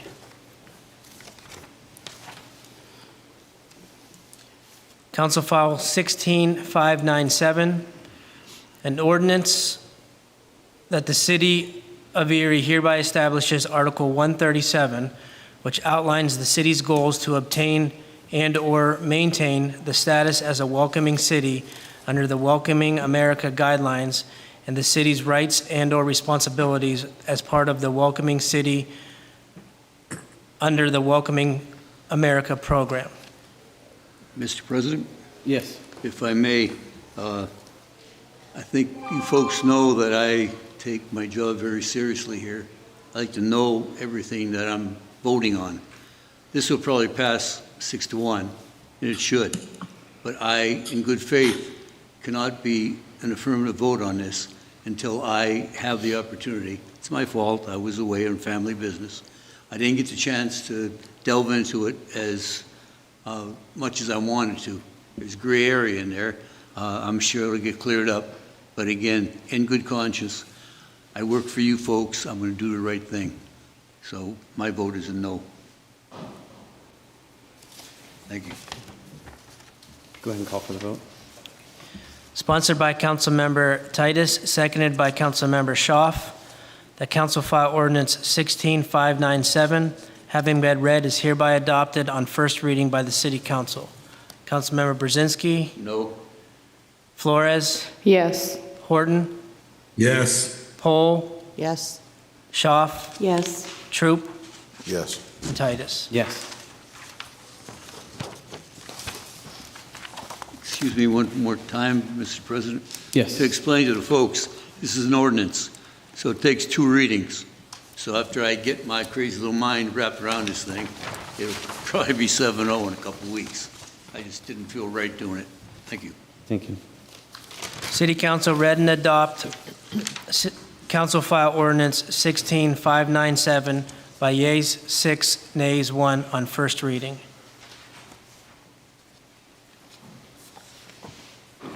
Old business. That pursuant to Article 7 of the revised zoning ordinance number 80-20005 and a public hearing held by Erie City Council on Wednesday, February 4th, 2026 at approximately 9:30 a.m. in Council Chambers, 626 State Street, Municipal Building, Erie, PA, the request to designate the Erie Cemetery located at 2116 Chestnut Street, Erie, PA, as a historic site be hereby approved, and the city solicitor is authorized and directed to prepare an ordinance to amend the zoning map to reflect such designation. Councilmember Brzezinski? Yes. Flores? Yes. Horton? Yes. Pohl? Yes. Schaaf? Yes. Troop? Yes. And Titus. Yes. Resolution passes 7-0. Council President, this takes us to new business. I would like to accept a motion to move the new Move business the forward. balance. Move balance. Do we have a second? Second. I'm sorry, who was the first? Councilor Brzezinski. Thank you. Just real quick, I just want to make sure that we're including in there the resolution that was added by At the way of the beginning, rules yes. earlier. I just want that clear for the record and to know that that is included as part of any move the balance. The zoning unless it's hearing board separate. resolution, yes. Okay. Thank you. Just Any separations? any separations from anybody? Nope. I think you're good. Voting on moving the balance, Councilmember Brzezinski? Yes. Flores? Yes. Horton? Yes. Pohl? Yes. Schaaf? Yes. Troop? Yes. And Titus. Yes. Motion passes 7-0. I believe this takes us to committee reports. All right, I'll go ahead. Councilor Brzezinski, if you wouldn't mind, we'll just go this way. Sure, I can go first. I am liaison now to the Airport Authority. I met with them last week. A lot of great people there. I'm looking forward to having a lot of fun with airplanes over there, too. So that'll work out well. My second liaison is to the Civic Center Authority, Mr. Pine, and we have our first get-together tomorrow afternoon at 3 o'clock. So I'll have more information about the zoo and everything else that we talked about earlier. I'm also liaison to IT. As soon as I learn how to spell it, I'll probably be better at it. But anyway, all kidding aside, I look forward to a good long year with everybody. Thank you very much. Councilor Shaw? Thank you, Mr. President. I am the liaison to the Sewer Authority meeting. They had a meeting on Tuesday that I attended, and there's always some money being put into their infrastructure and machines and things to make sure that we are compliant with EPA. So I'm thankful to all the people who are on the board at the authority to make sure everything is running smoothly. I personally, outside of council, am going to be a part of a production called WOW on Tuesday, February 24th at the Schuster Theater at 6 p.m. It is completely free to the public and is a fine arts production directed by Thasia Lunger. It has a diverse cast of poets, dancers, singers, percussionists, and they explore issues such as domestic violence, addiction, PTSD, homelessness, suicide, and trauma. And we're having a motivational speaker doing poems. She's a national poet, Dion D. Hunter, traveling from the South up to Erie for it. And this removes the barriers that people can access these services after the program. There is time that you can talk and get literature and things like that. It's WOW, Women of Word, but there's also men included as well. So the way we're structured, we are the liaison, and then there's two people who are committee members underneath. And so I do attend meetings that I'm not necessarily the liaison for, but I'm very interested in and many times have the time for. So I attended the Erie Land Bank and the Planning Commission meeting, and on my own, I prayed for the immigrants at the federal courthouse last Friday. They meet once a month, the second Friday of the month, to pray for the immigrants in our nation. And I was on the Tow and Review Board last Thursday. So don't park at a broken meter. You know, you think, oh, you're going to be safe, but you can actually get a ticket. You should report it and not park there, but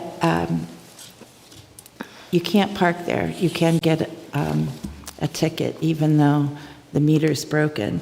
And where on State Street, up and down State Street, there are no more meters, but you have to use the app then. So don't think you can park because there's no meters. You will get a ticket that way too.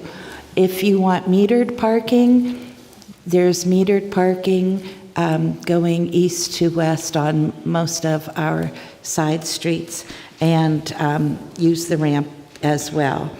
But using the ramp is using your credit card. I want to thank the firefighters and the police and the garbage people, anyone doing, and the postal workers, anyone doing outdoor services this winter. It's really, really been a hard winter weather-wise, and thank you for your service. I'll let Ms. Pohl talk about the firefighters. Thank you. Thank you. Councilor Flores? I have a few meetings coming up for my committee assignments. I just wanted to dedicate my specific reporting time to talk about our immigrant community. I am half Mexican and half Puerto Rican, so being half Mexican makes it very obvious that a good portion of our southern border residents are being targeted and persecuted. As someone who was raised by two hardworking immigrant men who provided for their families and who had friends who were all immigrants, who provided college graduate students, it's hard for me to understand how the narrative of these people being rapists and criminals is all people consider. We have rapists and criminals in all circles, in all groups of people. And considering who our president is currently, it's just the audacity is insane to me. But as someone who is half Puerto Rican and half Mexican, I can tell you this. Puerto Rico became a part of America in 1917 when we needed more people to fight in World War I. So that's why Puerto Ricans are considered citizens, because we needed foot soldiers. And then Mexico slowly became more and more a part of America, and this invisible border kept coming farther and farther to where the people who were already there became citizens until we wanted to get rid of them. And now we're doing again what has been done in the past. So the Texas annexation happened in 1845. The Treaty of Guadalupe Hidalgo happened in 1848. And then the Gadsden Purchase, I might have said that wrong, happened in 1854, where we, America, acquired a great portion of Mexico. You know, New Mexico, Arizona, Texas, a lot of Mexico is a part of America. So for us to sit here and go after people who are brown or black is insane in 2026. And I'm so proud of the next generation because they are not allowing it. Because America is a melting pot. America used to be called Turtle Island because of all the Native Americans that used to be here. Because this was red man's land. So we need to acknowledge the fact that every immigrant, every human being has value. And at this point in America's history, people are going to be remembered on where we stood and how we acted and how we stood for what is good. So, as a half Mexican, half Puerto Rican, first Latina ever elected to Erie City Council, my people are hardworking people.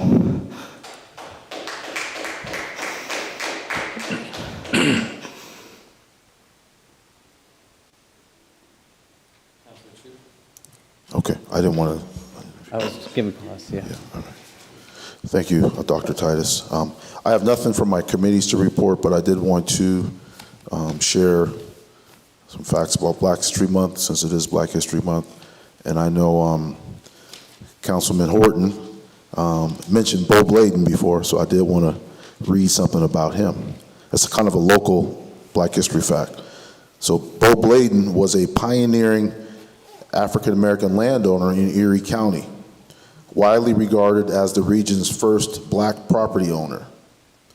His life is characterized by his transition from enslavement to becoming a significant landowner during Erie's earliest years. So he was born in Guinea, West Africa. He was brought to the United States on a slave ship and sold in Maryland. He arrived in Erie around 1795, 1796, accompanying John Grubb, so you know that name, Grubb, a captain in the local militia. Shortly after obtaining his freedom, Bladen purchased a 400-acre farm in Mill Creek Township in 1796. This land was located in what is now the Glenwood Estates neighborhood. I read somewhere before that it became illegal, actually, for blacks to own property in that area. The Bladen farm remained in the family for 3 generations, over nearly a century, eventually being sold in the late 19th or earlier 20th century. Accounts say that his family, he might have came from royalty or being a chief in his homeland. Today, Bladen Road, you've probably seen Bladen Road before, that's what it's for, in Mill Creek Township is named in his honor, marking the site of his original homestead. So I just wanted to share that. I know we hear about a lot of national facts, but we also have our own facts here right in Erie, PA. So thanks, Dr. Titus. Thank you. Councilor Pohl? Good evening. I attended the CDBG meetings last week, some of them, where different organizations spoke about why they need the money, usually for summer projects, and how they're going to go about using it. It was very interesting, and March 2nd, they're going to have public hearings where anybody can attend to listen to that also, and then they'll decide from there what they're going to do with the money. I also attended a water reserve meeting last week and the aggregate board for the city. That part is new for me, and it's very interesting to see how that's all comes together. We had a study session last Thursday with the fire department on the public safety, or police and fire, with the public safety building that's coming up on State Street. And I plan on attending, hopefully Chief Trott we can get together and I'll be able to tour that. Very interested to see. It doesn't look like much now, but hopefully it'll come together in a couple of years. Also, the Planning Commission had their monthly meeting yesterday. Yesterday, Kathy? Yeah, thank you. And they mainly, well, they had a few different things, but they were talking about the new marketplace that's going to be at the Bayfront, where the GIF property used to be. And there should be public hearings coming up on that hopefully soon, because it's a big project, big undertaking, and hopefully it's done right. And that is it for me. Thank you. So I'll start my report with, we had a water reserve meeting last week, and what we saw happening in those, I apologize, Councilor Horton, I keep forgetting that the Zoom is happening even though I'm facing right at, so let me pause, I'll step back, and if you could give your report. Thank you, Dr. Titus. I actually met with the Housing Authority, their executive director, Ms. Dusty Dennis, their director of development, their new director of development, Ms. Renee Lamis, and Sherry Kenham. We discussed the Housing Authority's annual report, what their assets are, the buildings that they own, and what projects they have, and goals that they have in the immediate future. Councilor Pohl just commented on the study session, so I won't spend a lot of time there. The study session about the new public safety building project, when we got a chance to speak with the chief and the fire chief and the police chief, and any questions that we had, they were on hands to answer. I'll say more about the fire and police in a minute. The land bank actually met Monday. I wasn't able to attend due to personal business. I will say this about the Erie Fire Department. I want to congratulate them and also, you said give honor where honor is due. They did a water rescue Sunday morning, 2:30 a.m. out on Presque Isle. And I always find that work to be heroic and very challenging and dangerous. So I do want to acknowledge that rescue. Erie Police Department, after the study session meeting, I spoke with Chief Laura about us getting together. I wasn't able to get together with Chief, but I did manage to meet some of the rank and file people on Sunday morning. I got to use the city services, the emergent care services. Our fire department showed up as I was in a two-car vehicle accident. A young lady ran a stop sign and T-boned me, ergo I'm not there in person this evening. And so the zoning board wasn't able to make that meeting as well. I do know that we took some action today to allow them to have their public hearings, to hire a solicitor, so I'm excited about that. And finally, Black History Month. I won't talk about the heroic stuff of Black History Month because we hear that nationally, and certainly I could talk about some of the local heroes, famous people from Black Erie from the turn of the century. But I just want to make a really quick comment, and that is that anyone's name on the Epstein files should, and found to be in violation of the law, should be fully prosecuted. And so I get up in arms about Black History Month and the President of the United States, the current President of the United States, in his efforts to dismantle Black history, which is American history. But I just want to remind the city of Erie and this country and whoever else is listening that human trafficking occurred on the plantation daily and rape occurred daily. And so we're acutely aware the pain of those who are victimized. I don't even want to call them victims, the survivors.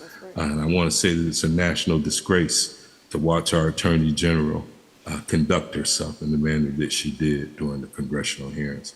And I want to thank the citizens of Erie for just allowing me the opportunity to be involved in this part of government. Thank you so much. Thank you. So my report, again, I apologize for the Zoom. The Zoom has got me a little out of whack, but we'll get there. We had our water reserve meeting the last week. What we saw is typically what happens when you have investments. They kind of went down over this last quarter, but overall they're still doing really good. This continues to be a unique, and that was highlighted in the report, a unique thing that Erie is doing, and it's going to be very helpful for us when we get to the point of utilizing this in a positive way to build up some capital development here. So the water reserve continues to be and doing what it was set in motion to do. As far as working on, I'm also the liaison with MOCA, the communication with the administration and some of the departments how things are shifting. I am excited about some of the things that we've started to put in place. One, having Caucus out here, I know that's with council, but we were able to stream tonight the caucus, which has not happened before, so I think that's another step in a transparent direction, and working on creating a cohesive template for some of the information and how it comes down to council, especially around memos and contracts, which I think will go a long way in helping councilors be able to know what they're voting on more effectively and efficiently, and being able to transparently give that to the public. So I am excited about many of the changes that we're all working on together to see happen. And a reminder, it is petition cycle season, so if you are interested in the civic process, now is the time to be paying attention. People are out collecting signatures all the way from county parties all up to for our governor race. So it is a big year to pay attention with that. And in closing, I do want to address, as I wouldn't forgive myself if I sat next to my colleague and have her to defend herself and her community without solidarity. Public comment is public comment, and that is the opportunity for all residents to be heard, whether they are spreading misinformation or correct information. And we did hear some comments tonight that were inflammatory for really no necessary and productive purpose, in my opinion. And what we need to be doing is making sure the information that we are getting and that we are putting out there is accurate, that we are not causing harm out of fear or ignorance, and to be locking arms as a group of people right now, because there is a lot that is happening at a national level, and what we can do locally is big and incredibly important. And we cannot be avenues for hate, and we cannot be avenues for divisiveness. And so standing here pledging, again, locking arms, it is different for all of us who serve in public office, but is exceptionally different for those who are brown or black. The amount of hate that is experienced and visible is notable, and I think we need to be aware of that as we call upon our electeds and what they have to go through every day.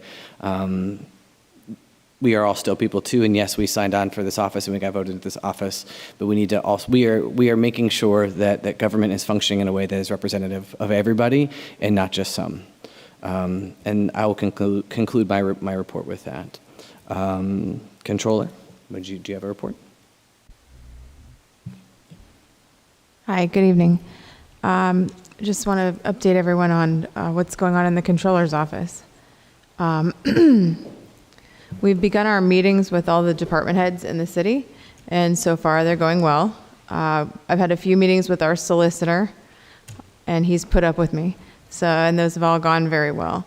We're doing much research on our city contracts and familiarizing ourselves with all the provisions of the contracts that came from 2025 prior to me being in office.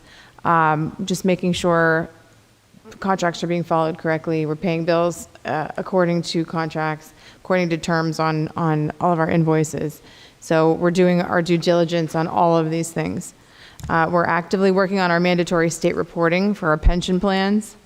I attended, again, the Water Reserve, which was extremely informative, and that is a very interesting fund, and so we're very lucky to have it, as our consultant had mentioned.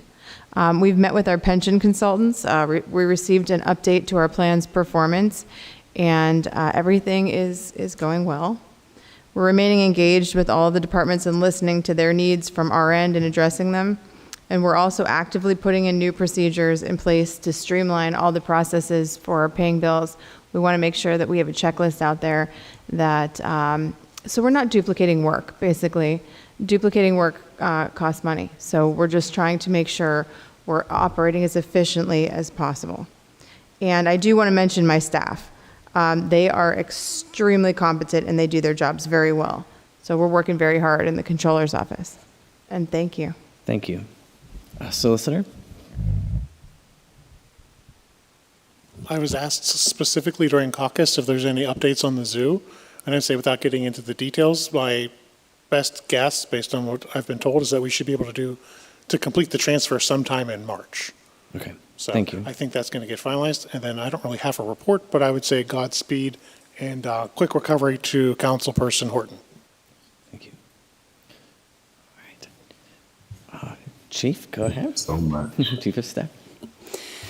A few updates from the mayor's office. So we are continuing to send our weekly notes from the strategic leadership team meetings and hope that those are helpful. Welcome feedback if you have any.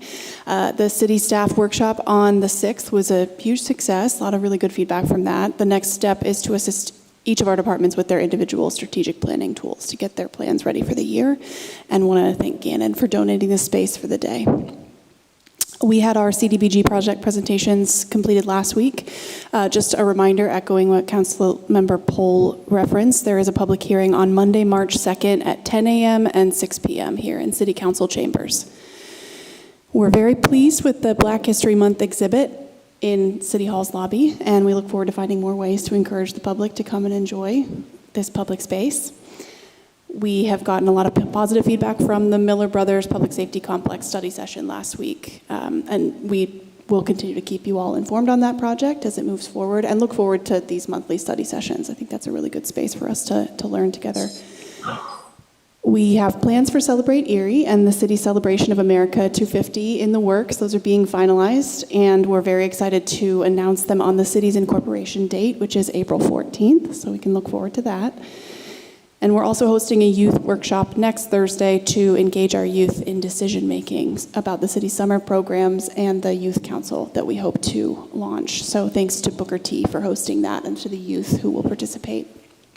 Also just want to express thanks and pride in the MOCA Mayor's Office of Community Affairs team for their work on our New American Summit that took place on Monday night. Special thanks to Wu Ji, our New American Affairs Coordinator, for organizing that event. We had over 80 attendees engaged from over at least 8 different countries of origin, got incredible feedback, and the purpose of that summit was to gather their input to help shape our local policies, as well as assist in the formation of a restructured New American Council. So we'll keep you informed on that. And on that note, just want to say how glad we are to support the council's work on the Welcoming City Ordinance. Thank you for taking that vote today. Thank you for those who came to speak about that. I think this was a very necessary step to continue our renewal application to the Welcoming City America. And a good moment to remember that as we begin planning for its census 2030, our new Americans are very important to the city's population numbers, as many named tonight, which impacts our ability and the amount of federal funds that flow to our city to support programs, including those funded by CDBG. Also just want to acknowledge and give condolences to Lori Watson, our clerk, in the loss of her mother, thinking of her and her family. And want to close by noting this is a special time of year for many faiths, with the start of Ramadan for Muslims and the start of Lent for Christians. So just wishing everyone a time that brings peace and reflection. Thank you. Thank you. Anything else? All right, we will go ahead and close this meeting. City Council adjourns at February 18, 2026, 8:30 p.m.